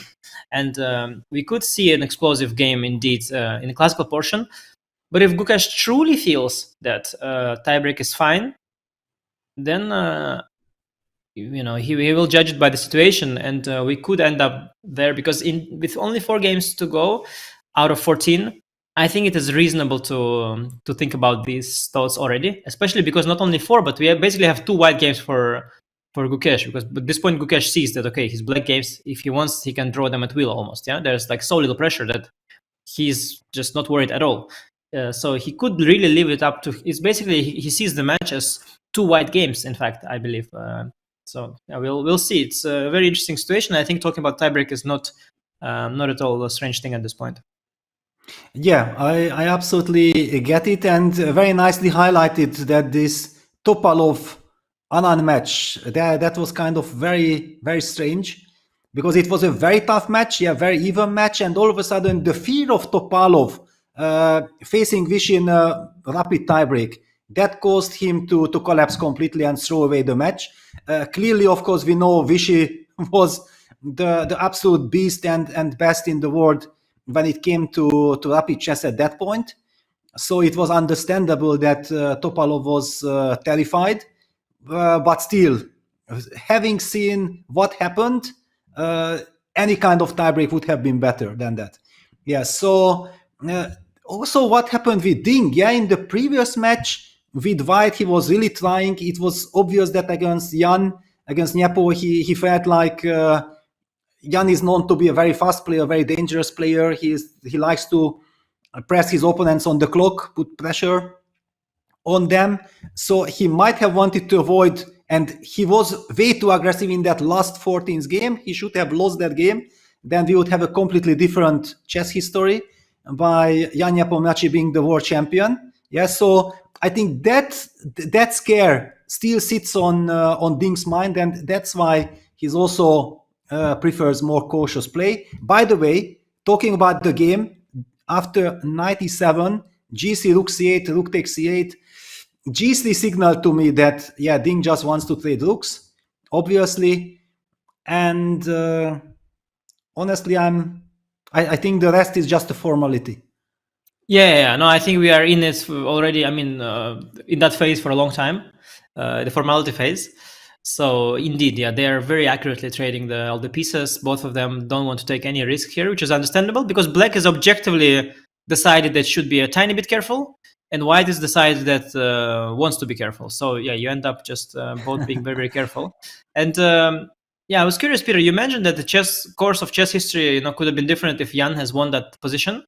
And as someone who was so incredibly close to becoming a world champion yourself, I think you are probably one of the people who was the closest to becoming world champion without actually becoming a world champion, because you had it all in literally the last game and you had the lead there. What is your view, in like more philosophical question, on life in general? Do you feel that there is some sort of destiny, and that it was, let's say, your destiny to achieve all you achieved but not become a world champion? Or do you not see it that way and you just think that, it went wrong, could have gone differently, happened? How do you feel about these things? Yeah, well, probably it's a defensive mechanism. I'm trying not to think about it, but but certainly it's. I do remember coming to the match. Especially when I became the challenger, when I won Dortmund 2002. and then facing Kramnik. And those kind of times were completely different, yeah, because once you qualified, it was also not yet guaranteed that you will have a match. Yeah, we have seen prior to that the Kasparov-Shilov case, yeah, when poor Alexei Shilov has beaten actually Vladimir Kramnik, but finally didn't get to play Garry Kasparov in 98-99 period. So there was a lot of uncertainty. Yeah? We weren't exactly sure if the match is taking place, when it's taking place. I qualified July 2002, and final match took place second part of September 2004. So more than 2 years passed with a lot of back and forth. Garry Kasparov at the same time wanted very much a rematch against Kramnik. Yeah, so I was in a very unpleasant situation. Yeah, because okay, we are talking about the two best players in the world. Yeah, I was one of them, but clearly compared to Kasparov and Kramnik, only thanks to my victory in Linares in 2003, and that was so incredibly important. Winning that tournament, actually we tied with Kramnik, but on tiebreak I won the tournament ahead of Kasparov. That gave me the feeling that actually I might have the right to become champion, world champion, because prior to that, when you saw the list, yeah, Fischer, Karpov, Kasparov, Kramnik, and then it could be me. Yeah, okay, I'm a very strong player. I was extremely strong. I was like top 3, top 4 in the world at that time. But still, when you compare yourself to Kasparov, and he wants to get the rematch, and there is all these negotiations, then Kramnik actually says that, no, Peter, you won the candidates, which I kind of organized, and you are the legitimate challenger, and yes, I'm sticking to you. We're gonna play with you the match, no matter what kind of offer Kasparov is making to me. Place yourself in a 22-year-old boy who is in this situation. It puts some incredible pressure. So yes, I was fighting. I do remember losing the very first game against Kramnik, going 1e4. He played the Petrov. He played a fantastic preparation in order to neutralize the game. Yeah, but during the game, I was kind of thinking, I felt obliged for the whole chess world to fight, to show that yes, I want to challenge Kramnik, because everybody was talking that we're gonna see 14 boring draws and so on. Kramnik will anyway remain the champion, and I was putting all my efforts. I was thinking, like, after every move, okay, let me make one more move. It's anyway drawish, but I'm not risking anything anyway. And every single move I was playing with this kind of thoughts. What happened? Finally, I got into time trouble, and then I thought, okay, Peter, now it's time to make a draw. Okay, shut it down. Enough of this nonsense. Always thinking about what people might think about, and I got nervous, and I did it in the wrong way and ran into a devilish trap and lost that first game. And what happened? Instead of people praising me that okay, Peter was trying with white and that's why he lost, people were immediately saying that, okay, come on, the match is already over. Kramnik has the draws, plus he has won the first game with the black pieces. This match is already absolutely pointless. And I remember that exactly at that moment, I took for myself the decision that, okay, if it will be a draw, if I'm not feeling comfortable in any of the situations, I will just make a draw and I will try to fight like this. And that's how we had this game. That's how we had this match. I was able to bounce back. By the way, we are seeing more trades here. Nothing much to talk about. The draw. Yeah, Peter, because I had a few more questions to you about your career with championship matches, but unfortunately they don't give me the time, I think they don't give me the time. Yeah, well, now we are heading towards... All right, okay, we can highlight that at least white is fixing the pawn structure. So he has the light squared bishop, which eventually can target that pawn on f7, but we all know that this is... I'm just trying to highlight things. It's not gonna decide anything in this game. Black is very active. His bishop is strong. The king on f6 is beautifully protecting every weakness. I don't see anything happening here. Yeah, it's indeed this kind of symbolic sort of an edge that is way too symbolic at this point. Yeah, it's like black is extremely safe here. Yeah, no, you had definitely a remarkable career with the opportunity to become a world champion, and also as many people who didn't follow chess back then, you were also winning the top tournaments. Yeah, I think you won Vaikadze as well, right? Yes, I won 2002, Vikings. yeah? Yeah. No, I won Vikings Three, in 2005. 2005. Oh, five. Okay, it was five. Yeah, Yes. yeah. It was right after the match, and it again meant so much, that I did not become world champion. But the next big event, the next very big event where Kramnik, Vichy, and Topalov was participating, I was able to win. And I won Time Memorial. I won 3 times Dortmund. So back then, all the classical big Grand Slam tournaments, I managed to win at least one time. Certainly that gives me a lot of pleasure. Yeah. Especially winning Linares. It was always kind of the unofficial world championship with a double round robin tournament with Kasparov, Kramnik, Anand, Topalov always there. It was kind of super experience to win that. Yeah, no, for sure. And clearly at your peak, the sort of deficiency of your style, they were not at all outweighing the advantages of it, clearly, as you have managed to win so many. And also the qualification to the match, these candidate matches that you won. I mean, it was also a very, very rough and difficult path, with all these matches. So it's for sure, remarkable remarkable career that you've had. And I guess it would have with a bit more luck there, it could have become the world champion as well, which would have been and so was the case with Jan Nepomniachtchi as well. That's where we started the conversation from. But now it's Ding, and Ding is still there, defending his crown. And today's game coming to an end, 5-5 is the score. Still very much a good situation for Ding, who probably is as optimistic as ever about keeping his crown, as he's able to maintain equal score against Gukesh, who was pre-match favorite. But by this point, it's no longer clear what's going on.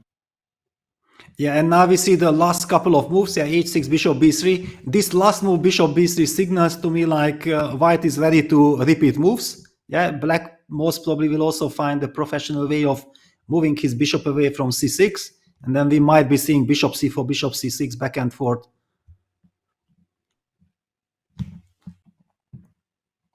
Like, let me put Bishop B7, Bishop C4, Bishop C6. Yeah, that's one way. Bishop B3.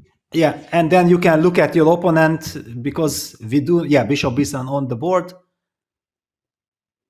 Yeah, that's the quickest way to do it. No need to go around the circles. Just sort of bishop opposition. Bishop opposition. It's a new thing in chess. Bishop opposition. It's the easiest draw there is. The game very early on lost its intrigue. Ding had some little potential for something, although truth be told, it was never much, but some little potential. But he's very quickly given up on that, and steering the game towards a draw, and putting all the pressure on Gukesh and on Gukesh's white games. Handshake there. Tomorrow will be a very big day, because Gukesh is so ambitious. He won't be happy by making a comfort. I think he's happy in a sense that it was a good result, but he is not. He likes to play a much more lovely game. He already said in the press conference that I simply love playing chess. That's his passion. Yeah, for sure. John, what are your impression of this kind of games? Are you disappointed? Were you expecting more, or did you understand, or did you do you feel that at this point it was a logical consequence of Ding's match strategy at this point? I think from a spectator's point of view, the most interesting thing I took away from this result is that so far in this match, every time there's been a draw, because we've had consecutive draws for a while now, there's always been some pushing. There's always been some sort of ramping up of the pressure. So I'm going to ask the same question to both of you, which is, I feel, even from a layperson's perspective, today feels like the first day where we didn't really even have one player go, you know what, I'm going to do everything I possibly can to muddle the waters, make things imbalanced, really try and push for the win. Today felt, for the first time, like a de-escalation almost going into this draw. What does that change in the match psychologically? Peter, let's start with you. All of the draws so far have been really quite exciting before we ended up with the result. Today is honestly the first time in a while we've seen the opposite. Yes, and it was very much in the hands of Ding Liren to try to make the most out of it. We were actually praising with Anish his opening choice, that from a seemingly innocent kind of line, he managed to get something. We also kind of spoke about it, that it's a risk-free chance for Ding to push. And all the more I'm surprised, and actually I feel a little bit disappointed. And I also believe that Team Ding is disappointed because Ding was not even really trying to squeeze something out of this possibility. And I believe that from this moment, actually, thanks to this, Gukesh can be very satisfied because he simply feels that his opponent, despite getting something, and visibly Gukesh spent like some 20 minutes in the opening, he wasn't so comfortable going for this knight h5, and then suddenly Ding decided to liquidate and change everything. I believe Gukesh can get quite some confidence out of this.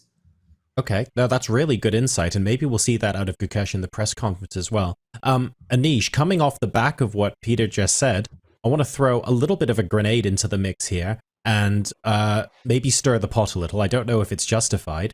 This is off the back of a rest day. This doesn't feel like the sort of ambitious extra preparation that Ding, with the white pieces, was ambitiously carrying into the game that's straight after a rest day. Can we read into that at all?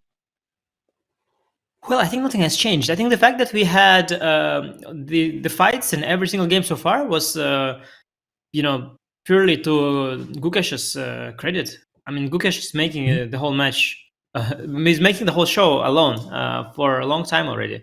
And today, just his position was so incredibly unpromising. Like, it wasn't bad by no means. It was always really fine and solid, but there was just nothing at all that could give him not a single asset that he had that he could work with. That today he wants to play chess, but there's nothing to play for at all today. So today he just let it peter out, and he just let Ding make that draw. But there's nothing new. In fact, already in some other games, so Ding was ready to shake hands very, very early. But Gukesh, he had some sort of imbalance there, which was very far-fetched. And even those times he was criticized for playing for a win. But today there was no imbalance for him to work with at all. And so I don't think much new was there in terms of who is fighting for what. And I don't think even Gukesh can... I don't think Gukesh can even extract much confidence here, because the fact that Ding is ready to make a draw in a better position is been there around for many days already. That's not the question. Gukesh has another problem. I mean, that's fine. That Gukesh has dominated the opponent psychologically, we got that. That's fine. But can he win, though, the match?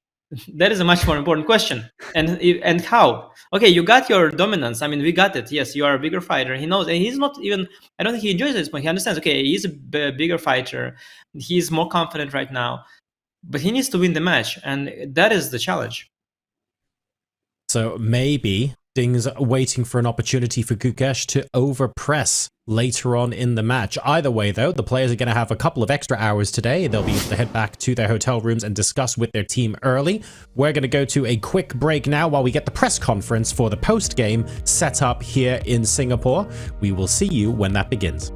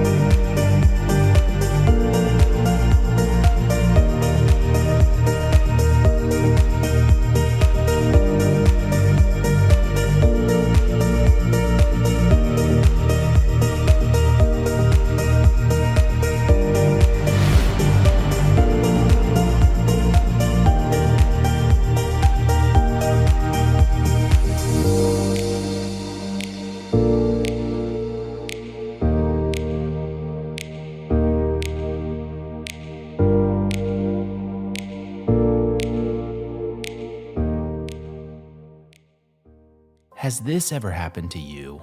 Oh, shoot. Another mouse slip. What about this? Oh, well, holy bishops en passant. I think I'm getting carpal tunnel. If only there was a way to play online chess with a real-life board. What if I told you you can with Chess Up 2?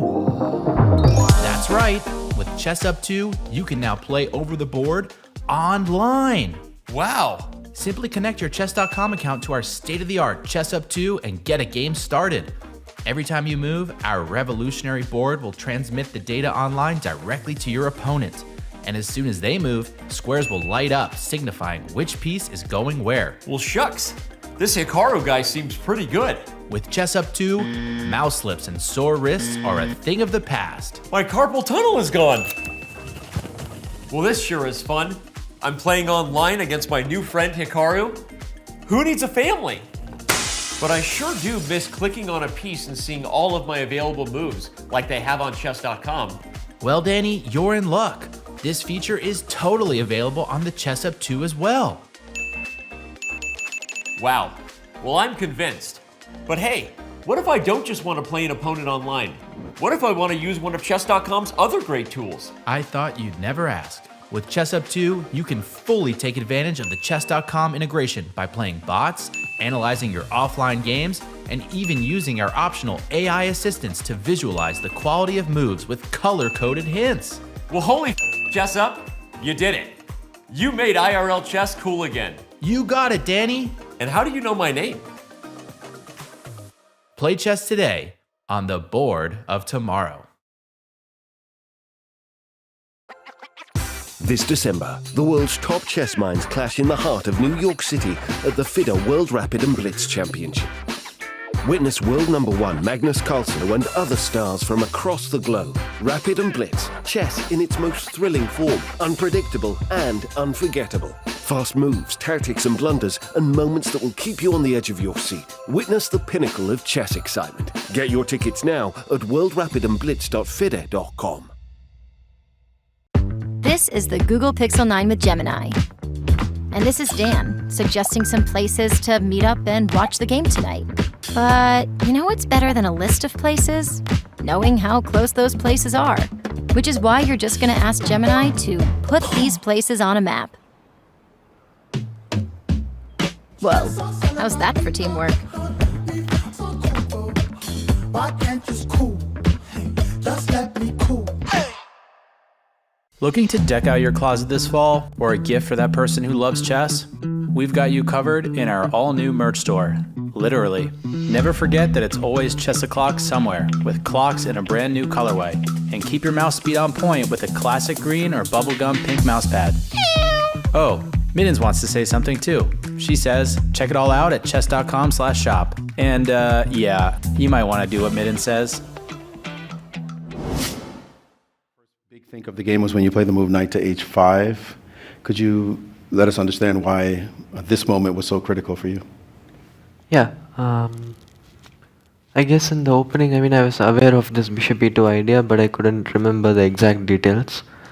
And around this point, I know that knight h5 is one of the common ideas. It's also why white very often with the bishop on f4 goes h3 to not lose this bishop, right? So I thought here knight h5 was maybe possible, and I had to calculate some lines, like for example I was thinking about knight e4 here, and I wanted to go bishop e7, bishop d6, bishop d6. And if knight d6 I go queen e7, I think. What did you say? Queen e7. Queen e7? Mm-hmm. Although maybe queen d2, rook d1 now that I see it. But okay, I can go knight f6. Rook d8, I mean rook d8, rook d1. Which rook? ad1? F d1 maybe. F d1. And knight f6? No, knight g5, yeah. Knight g5, knight d5, knight f5 is there. Knight e5? No, knight e5, knight f5 is a nice trick. No, I'm just calculating right now. I did not see it. I'll give you the mouse to make the move. Yeah, knight e5, knight f5 I meant, but maybe. Yeah, maybe he should have gone knight e4, bishop d6. Somehow in my. Yeah, but then knight c5. Yeah, I thought like f4, queen c5, bishop d3, not so pleasant for me. Is his Or mic rook working? I'm c1 not sure I'm first. hearing you.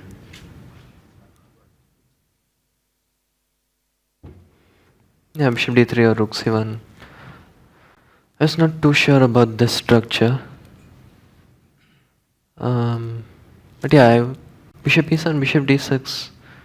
Felt like during the game I calculated something, but yeah, I probably missed this queen d2 rook fd1 idea during the game. So I think it was the best idea, and I was already quite relieved when he played bishop g5, because like basically bishop e7, knight e4. I mean, he could have had this position with the bishop on d6, and I was going to take on d6. So once I saw knight f6, I knew it should. I should not be having any kind of troubles here.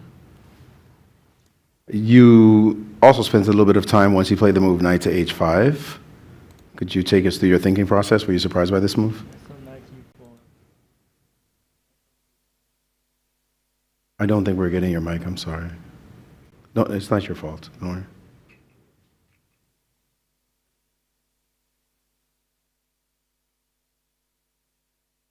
Sorry, just one moment, please.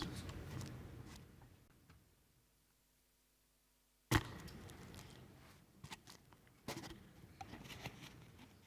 gonna do me a favor, keep talking to this. Now. Oh. Just talking to that. You can just talk. Just use that to talk. I thought this is harmless, but this pawn structure. So I didn't play this, and I was hoping for take h6 and we'll go knight e4 and bishop h4. If g5, I have g4. I was betting on this variation. I think white is slightly better. I missed the bishop e7 actually. I thought white had stable advantage after exchange the bishop, but it's not the case. This bishop very bad. If I take, he take knight d4. Maybe he can simply go back and take c5, bishop b7. Maybe knight d4 also, just knight d4 I thought, but... Which position? After knight d4, instead of knight f6, knight d4. Yeah. Knight f6, this position. Yeah. Yeah, maybe...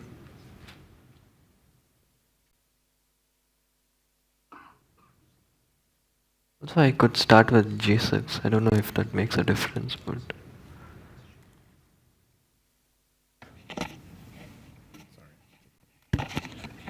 So you opted for a different idea here, and what did you feel was the result of this position? Did you feel it was just going to be more or less equal once he found this neutralizing plan? After I take the knight and exchange the queen, it's kindly going to a very drawish endgame. Maybe this is the last try, bishop d3.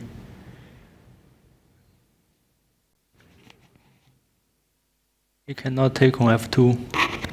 Looks good, but I have bishop h7 and queen d8. And this is winning for me. But this looks very small. Is this microphone working now? I'm sorry, it is. Okay. So we know in these kinds of matches, the preparation is tremendous.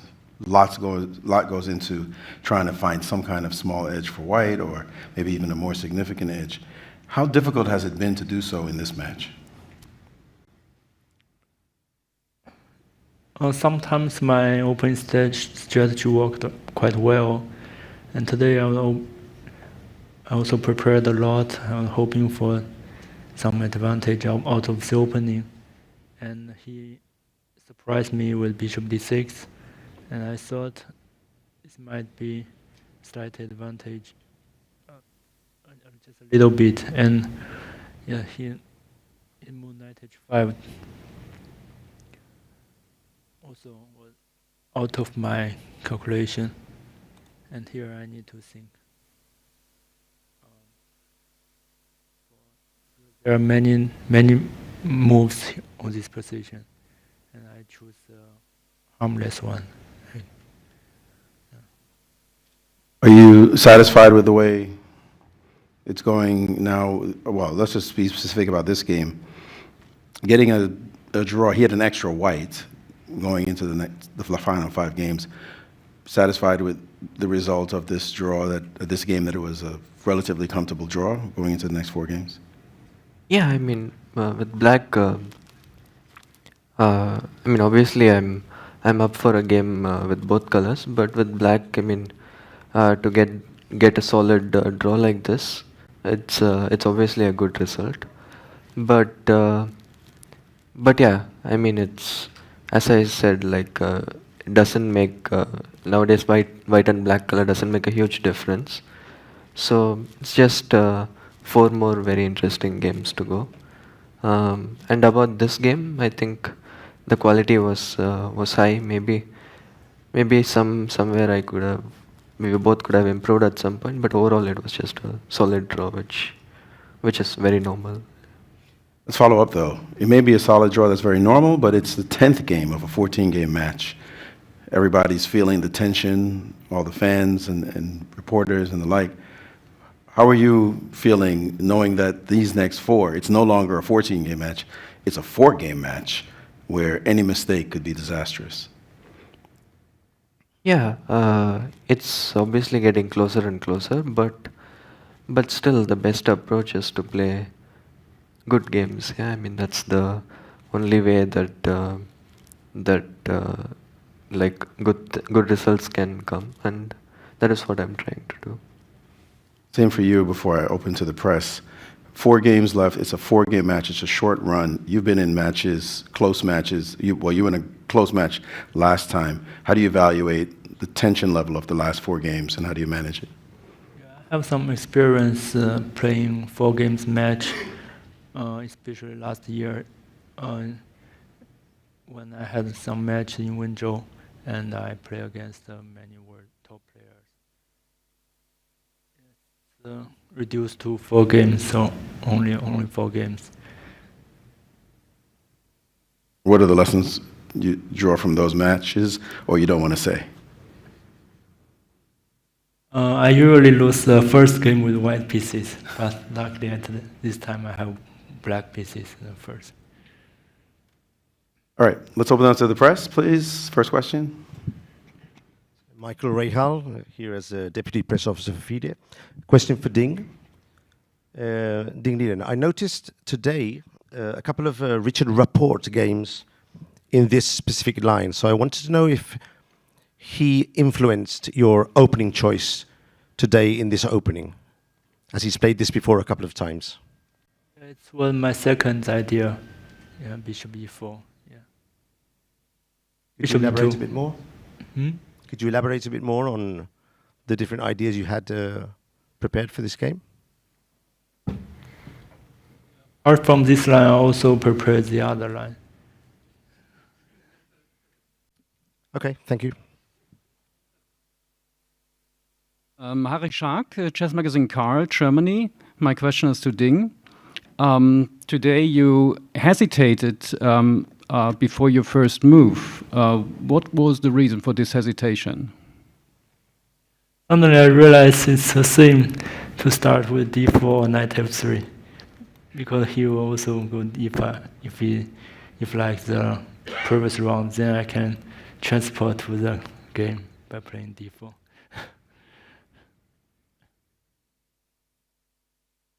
They are from Chess Base India. My one question to both the players. With just 4 games remaining, do you think the value of each move is increasing in each game? And would that impact your risk-taking appetite for the remaining games?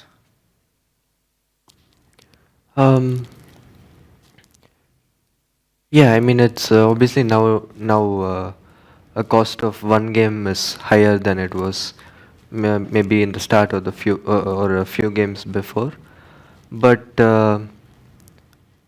yeah, I mean, my approach and my goal is still the same, to play good games in every single game, and it's like if you think about it, it's not that different because also, even though the cost of losing, for example, the first game is not that high, I would still not want to lose that game. So it's still that I just want to play good games and yeah, hope for the best. Into you, cost of each move is high.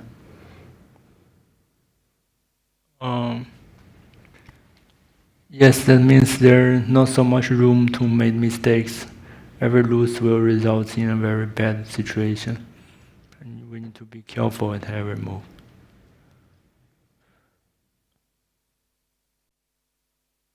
Good evening, my name is Ahmed. I am on behalf of Kazakhstan Telegram channel Честно говоря, and we have a question to Ding. You have already become the first world champion from China and earned enough money. Where do you find your further motivation to play chess?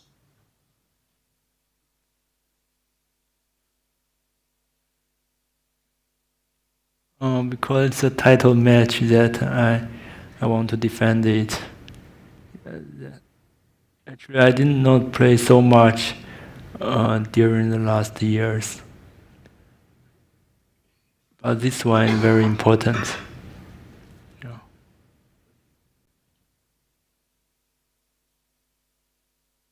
I'm Mike Klein with Chess.com. I've got a question for Grandmaster Gukesh.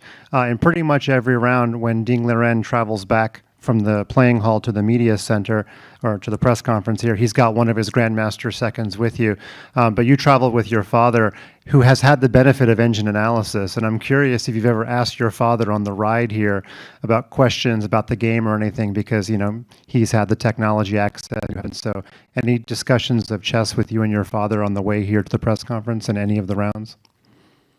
Not in too much detail, but if there are some important things, for example, the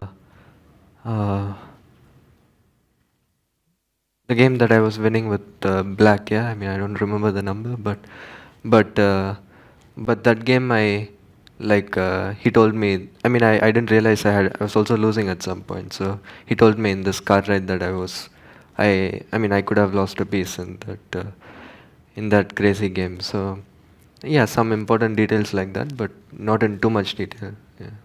Do you ever ask him a specific question, or does he offer it, or can you he's the first chess player you talk to, so. Yeah, he would be happy to hear that he's a chess player. He's following the games on the phone. I'm sure he understands what's going on. Yeah. I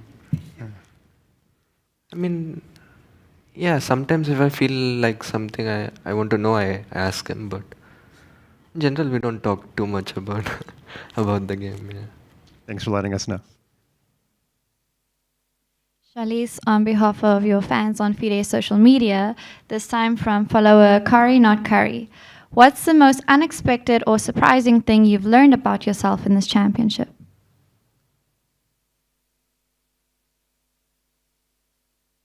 I'm always the first one to arrive.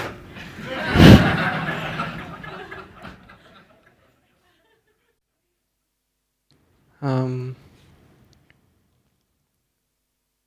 don't know, I mean, I'm learning a lot about chess and with all the work that is going on in preparation for the match, but what I learn about myself, nothing new really, to be honest.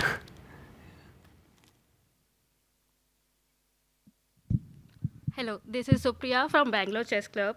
So this question is I don't think we're quite hearing you. Hello, this is Supriya from Bangalore Chess Club. So this question is for both the players. Did you anticipate before the start of WCC match that it will be a 5-5 draw by the end of the 10th round?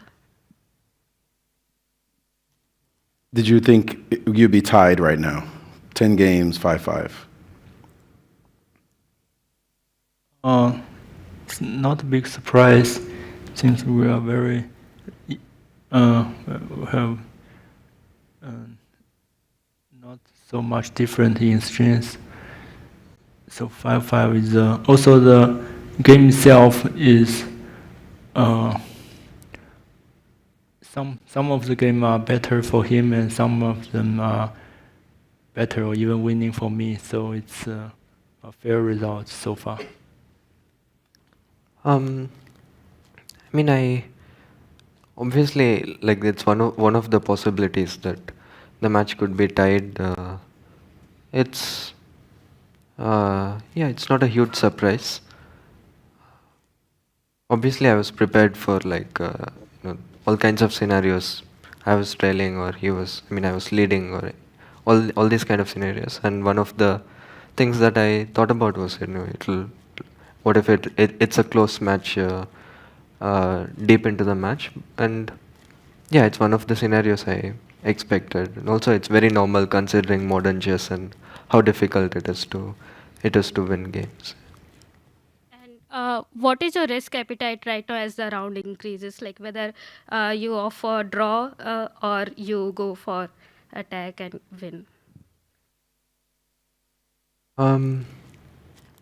It depends on the position. We just try to make the best move in the position. If it means playing for a draw, or if it means playing for a win, it depends on the position. So yeah.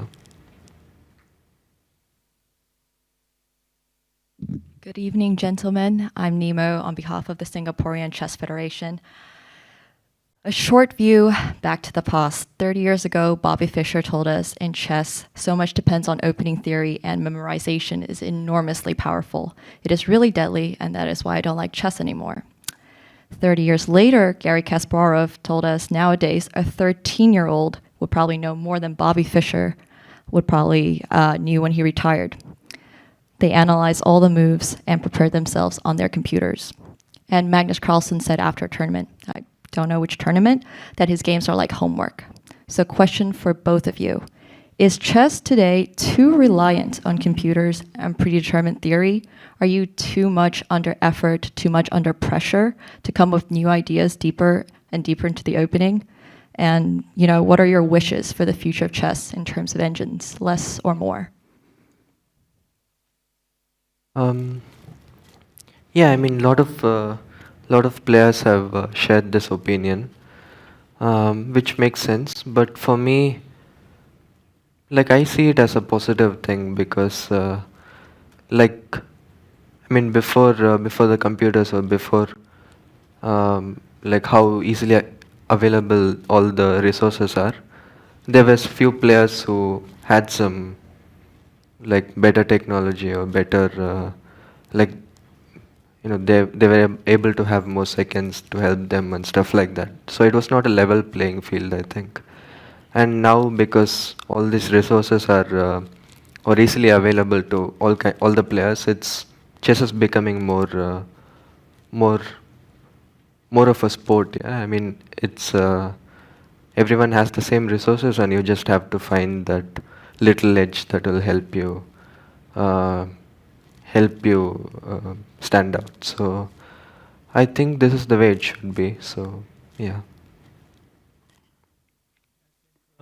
Course nowadays require a lot of open preparation.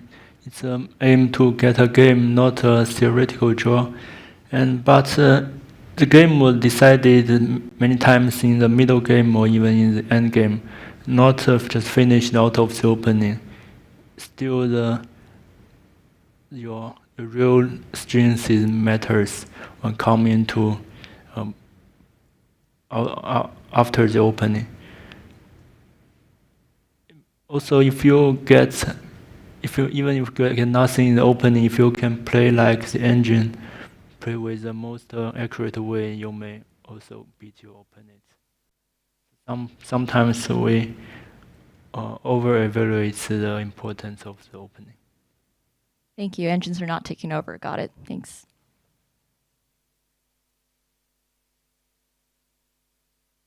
Hi, Prashant from Dopamine Media. My question is to the both of you.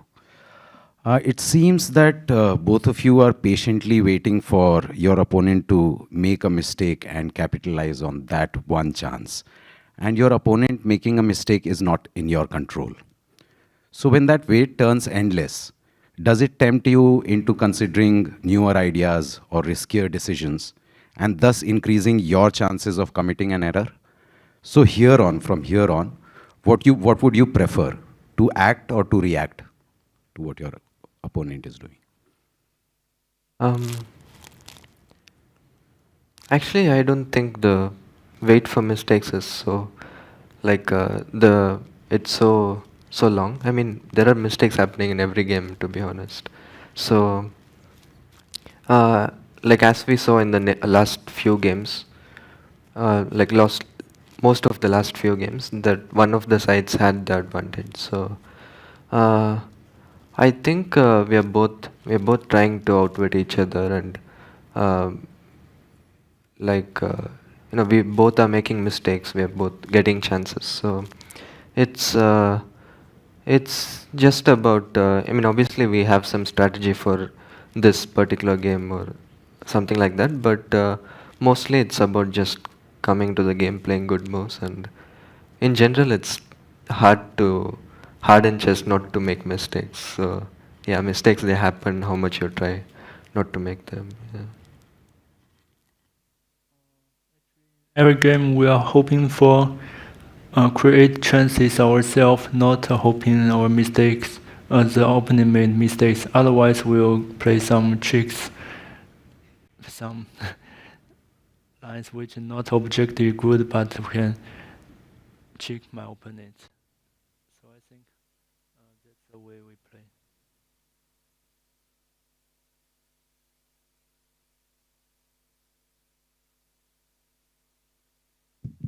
Hi, I'm Kyla, representing the local organizing committee, and my question goes to world champion Ding Liren. In last year's World Championship match, by game 10, there had already been 5 decisive games, which makes for 50% of decisive games. Right now, only 2 games have been decisive for 20%. Do you have any theories as to why last year's game saw more oscillations, more ups and downs?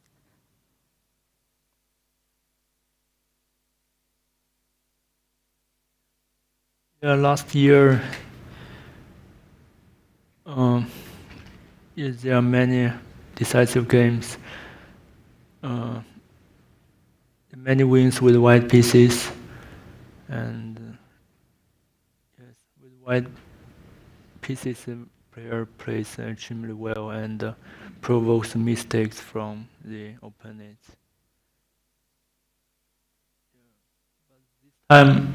It can go the other way, since there are many games that could be decisive, but at the end it endures. Okay, thank you. From Malayalam Anatama. Please come closer to the microphone. We know that both of you are into a little bit of philosophy. In life, there are, pleasant and unpleasant surprises.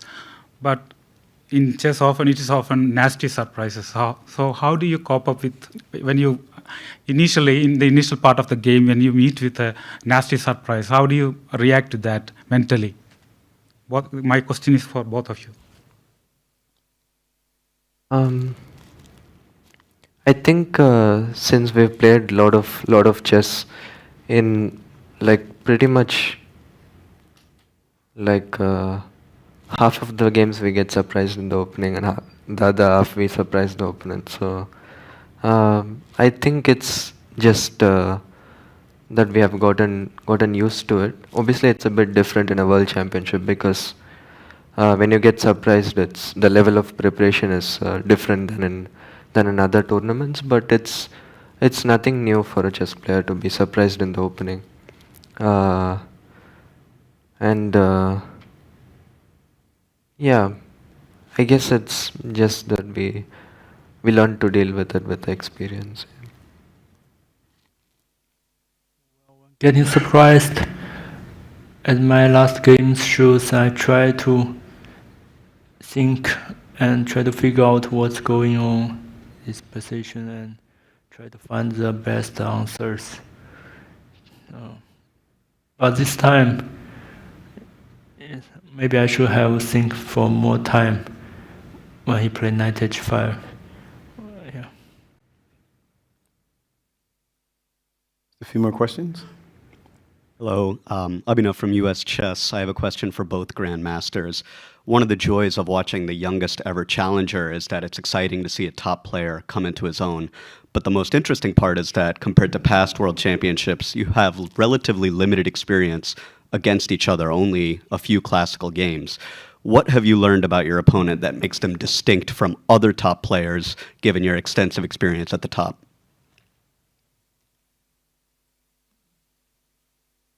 My opponent is very young and can be said a newcomer to the top tournaments. So his rating progress is extremely quick in recent years. So, but in the past few encounters, I had very good results against him. But we can see this time he improved his score a little bit.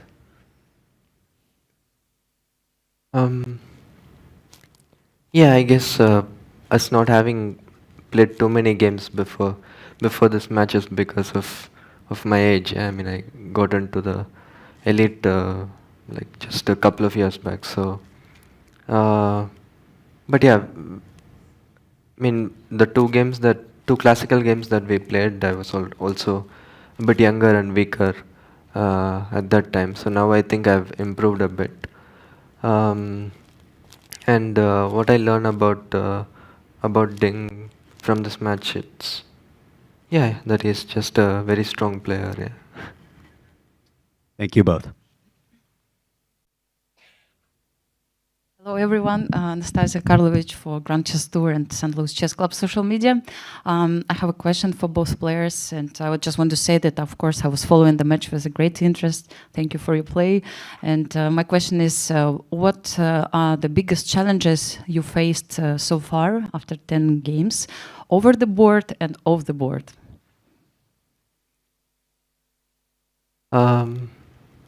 Biggest challenge over the board, I guess. I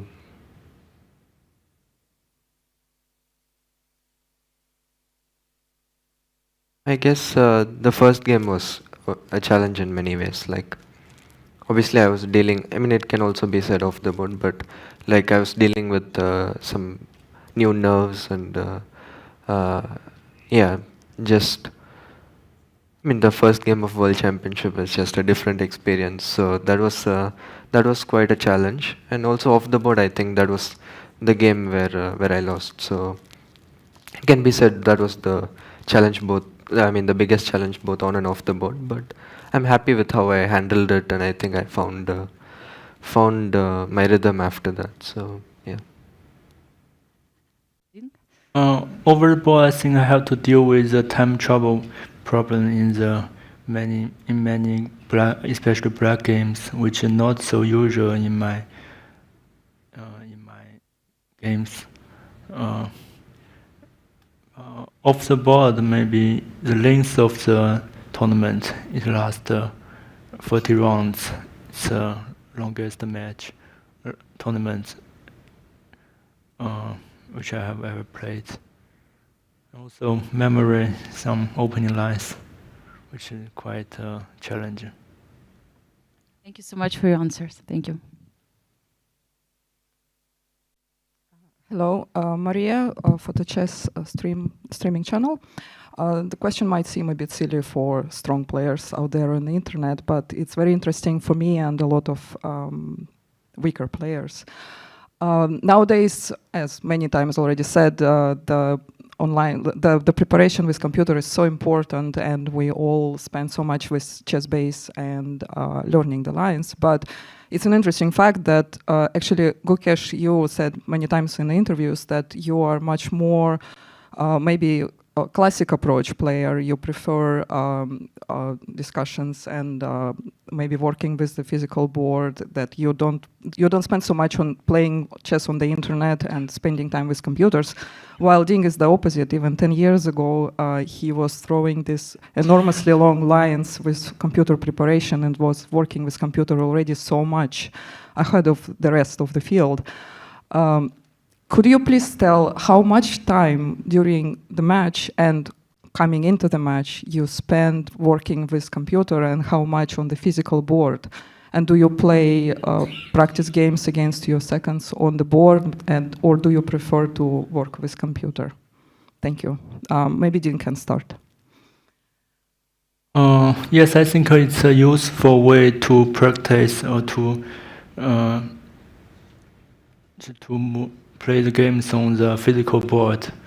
Yes, when I did so, I think I improved a lot by this way of training. But coming here, yes, we need to be efficient. So most of the time I study and analyze on the computer. Or only after the game I review the games with seconds on the board. Yeah. Yeah, I mean, I do like playing training games with my team, and I like to train on over the board when possible, but yeah, to cover most stuff you need to also spend. I mean, it's not easy to put back the position each time once you go through a line on the board. So most of the time I spend on computers, but whenever possible or whenever I feel like it, I do like to use the chessboard. If the players may indulge me, one last question. It often happens that you have people in your camp who are there calming you down, maybe making jokes and the like. Is it ever a situation for you that you have to calm other people down? Like, you handle the pressure quite well. Is anybody in your camp freaking out a little bit and maybe a little nervous and you have to say, relax, everything is okay? I think they are more close to the truth of the position. They can have the engines with the help, so they are more certain of what's going on of the game. So yeah, they knew what's going on. So they have the answers. Yes, I think we are the one who are not so uncertain of the outcome of the game. In general, I don't freak out a lot, so I manage to remain calm. But obviously, when I'm feeling some kind of emotions, my team is there to support me, and yeah, I'm also sure for the team, watching the game and having no control of how the game will go, and also knowing how the position is, it'll be quite stressful. But I think they're doing quite well. All right, thanks for that. Well, that concludes the post-game press conference. Game 11 is tomorrow at the same time, 5 p.m. in Singapore. Everyone have a good night.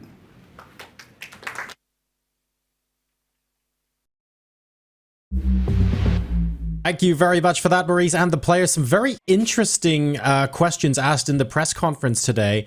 And Anish, I'm gonna be picky. I'm gonna go for the memes here and talk a little bit about the psychology of the players and maybe if they're trying to get under each other's skin here. I'm gonna pick a couple of quotes. My opponent is a newcomer to top tournaments, or some games are better for him, some are better or winning for me.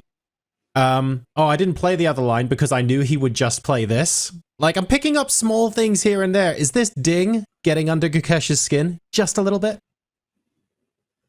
Well, yeah, I mean, you notice that Ding is sometimes making these very, very subtle remarks that sometimes are, somewhat targeting Gukesh, often targeting the person asking the question. Sometimes he gives such an obviously direct response that highlights how, how terrible the question is. more than anything else. Yeah, I find his handling of the press conferences really good, because it is, his answers are sometimes deceptively simple, but there is some indeed some very sturdy nuance behind these short sentences. And Peter, anything you picked up from the press conference today for either player?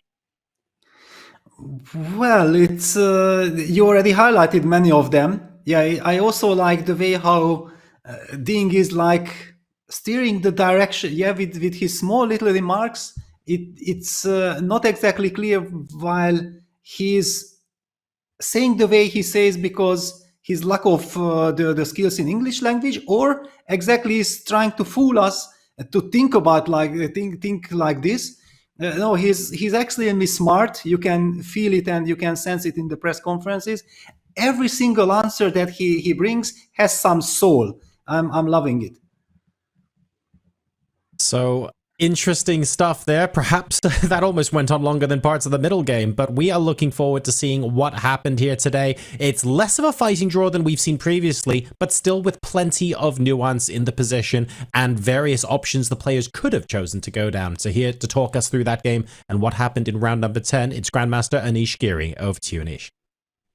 Yeah, no, the game like really actually lasted for about 1.5 move, because the beginning of it was the opening, and then there was the end game, and in between there was just this 1.5 interesting move. So the game started with the London system once again, for which Ding has prepared a little wrinkle, the move bishop e2.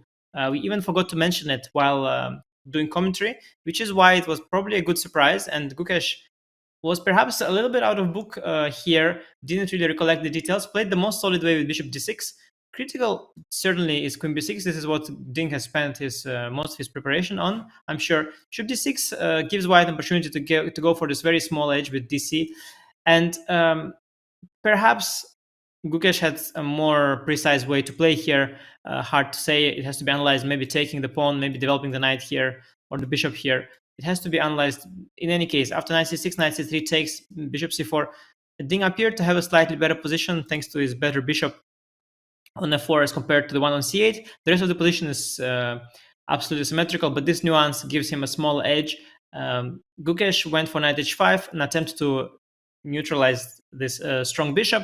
And this was the moment where the game could have gotten interesting. And 2 moves later, it no longer was. So something could have happened here. We saw in the press conference they spoke about knight e4 in detail. Gukesh mentioned bishop e7, bishop d6. Takes queen e7, and then he noticed this idea of queen d2, rook d8, rook d1, when this x-ray on the queen can work both ways, as for example in the line knight f6, knight g5. Knight e5 can now be met by knight f5, when suddenly this x-ray favors white. So there were some problems to solve here. Gukesh said that he underestimated this during the game, and while the press conference was ongoing, he was trying to find equality here. Indeed, white has a little more pressure here than in the game. So this move knight e4 certainly was a possibility. We also spoke about queen c2 and queen e2. I think those were also interesting moves, generating some imbalance. In this case, black still has the issue of the bishop, and this pawn structure is now unbalanced. Quite interesting, as we mentioned, for white, some attacking possibilities. But of course, black also has now the trump of having the bishop pair, so a little bit of a slightly more risky choice than the one in the game. In any case, the choice that Ding has gone for bishop g5 was based on underestimating the move bishop e7. Ding mentioned some line after queen d1, rook d1, when he saw some initiative in the endgame, which is indeed the case, although computer here too finds equality, as computers often do. But after bishop e7, which Ding has underestimated, he shut down the game in 2 moves here. Perhaps the last time to try and unbalance the game was to just take on e7 and go for this bishop b5 idea that Peter mentioned, intending to ruin the pawn structure, as knight e5 opens up an attack on the knight. But here too, after rook d8, queen e2, knight f6 takes and b takes, we have a position that's quite thematic. Black will push the pawn to c5. The pawn will be a little weak, but the bishop will be very strong. In fact, it's similar to the game between Topalov and Vishy Anand in their World Championship match, the famous last game they had. So not a chance missed by Ding, but just an opportunity to go for a more complex fight. Instead, Ding just decided to play it more safe enough. Knight e4, knight f6. Knight f6 probably a precise move. might have also been underestimated by Ding a little bit. Yeah, here he has nothing to play for anymore. These active pieces are just bound to be traded. And after everything got traded, this endgame, although White has a slightly more clean pawn structure, this really is not a problem for Black. The doubled pawns are well integrated in the pawn structure. The H pawn is not so vulnerable on H6, and there were really no problems for Gukesh. It's a typical kind of endgame, which is just usually ending in a draw at this high level. And indeed, the play followed without either player trying to rock the boat very much. They just went on to trade everything, and without knights or rooks, there's nothing to play for. White has the ever so symbolic edge of having a better pawn structure, but this is too little to make a difference, and the game just ended in a draw with a move repetition. Not the most exciting game. Again, frankly, between the opening and the end game, there were just two moves here, soft knight h5. Here, maybe something could have happened, but it didn't, and already 2 moves later, it was time to call it a day. So not the most exciting game, but this is what you get sometimes in World Championship match when both players are so well prepared and so strong. And the price of a move is also very high. The price of a mistake is very high. And perhaps the white player sometimes don't feel the need to take that risk and doesn't want to end up chasing with so little games to go and little chance to bounce back.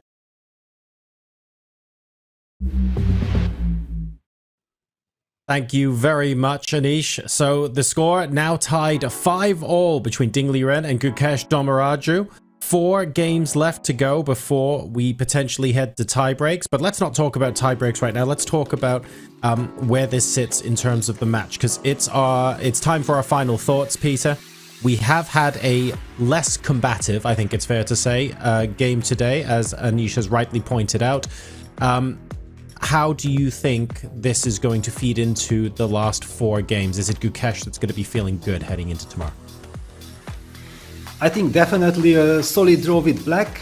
That's absolutely fine, especially because he also was a little bit surprised out of the opening, and that's why I feel like we got cheated. Yeah, I was really looking forward to commentating with Anish, and well, after the opening it looked like, okay, we're gonna get an interesting game, but yeah, as in the recap Anish highlighted, the game really lasted like 2 moves. Yeah, there was this tension where we were analyzing that, yeah, there are some chances, but then Ding missed something and started forcing things, traded pieces, and then it was obvious that that's gonna end in a draw.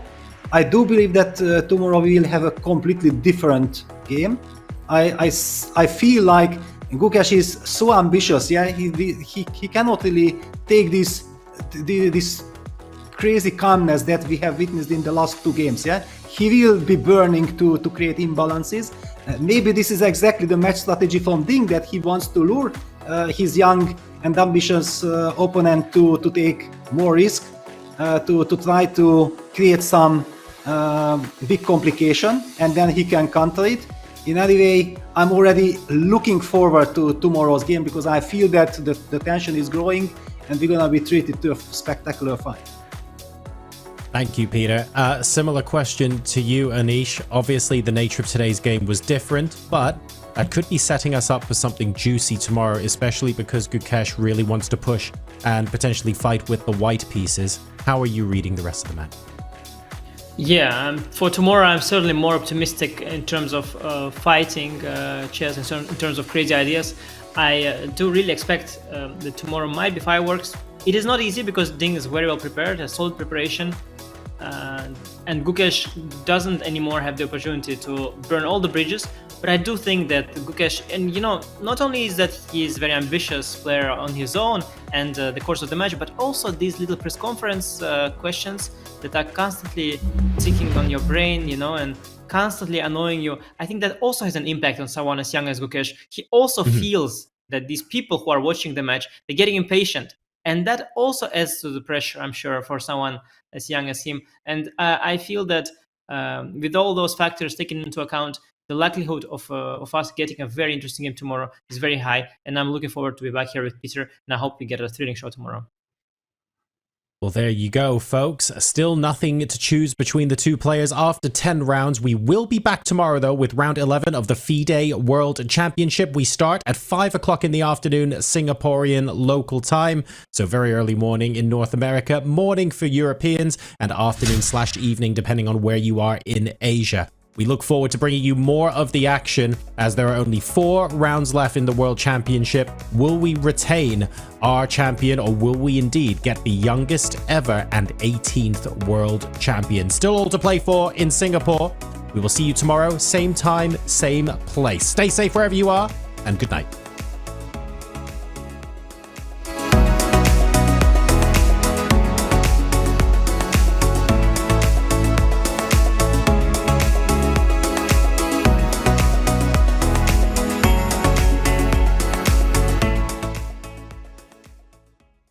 While there is some room for creativity, he might just say to Richard, maybe next time, can we put one pawn in the center? Not on move 30, but like on move 1 or 2, and just get it over with. 1d4 is indeed on the board. Well, we actually get another London system. That's kind of a surprise. All eyes on Gukesh. Will he repeat that very sharp line with c5, or is he deviating? He's back to the same system that he did at that time. Oh, he plays bishop e2. That's the third move. That perhaps the biggest surprise that there is in this position. I think definitely very happy. Yeah, such a nice controlled position. Something went a little bit wrong in Gukesh's memory. Bishop g5. I like this the least, by the way. Gukesh should be kind of happy that this is on the board. Oh, he trades in the most controlled way. What I'm seeing here, I find it very hard to believe that White can get anything out of this anymore. If they were looking for ways to make something fun out of this game, they had much more opportunities before. Now it's not the moment. Yeah, Ding just wants to trade rooks. I think the rest is just a formality. Indeed, yeah, they are very accurately trading all the pieces. Both of them don't want to take any risk here, which is understandable. Ding had some little potential for something, although truth be told, it was never much, but some little potential. But he's very quickly given up on that, and steering the game towards a draw, and putting all the pressure on Gukesh and on Gukesh's white games.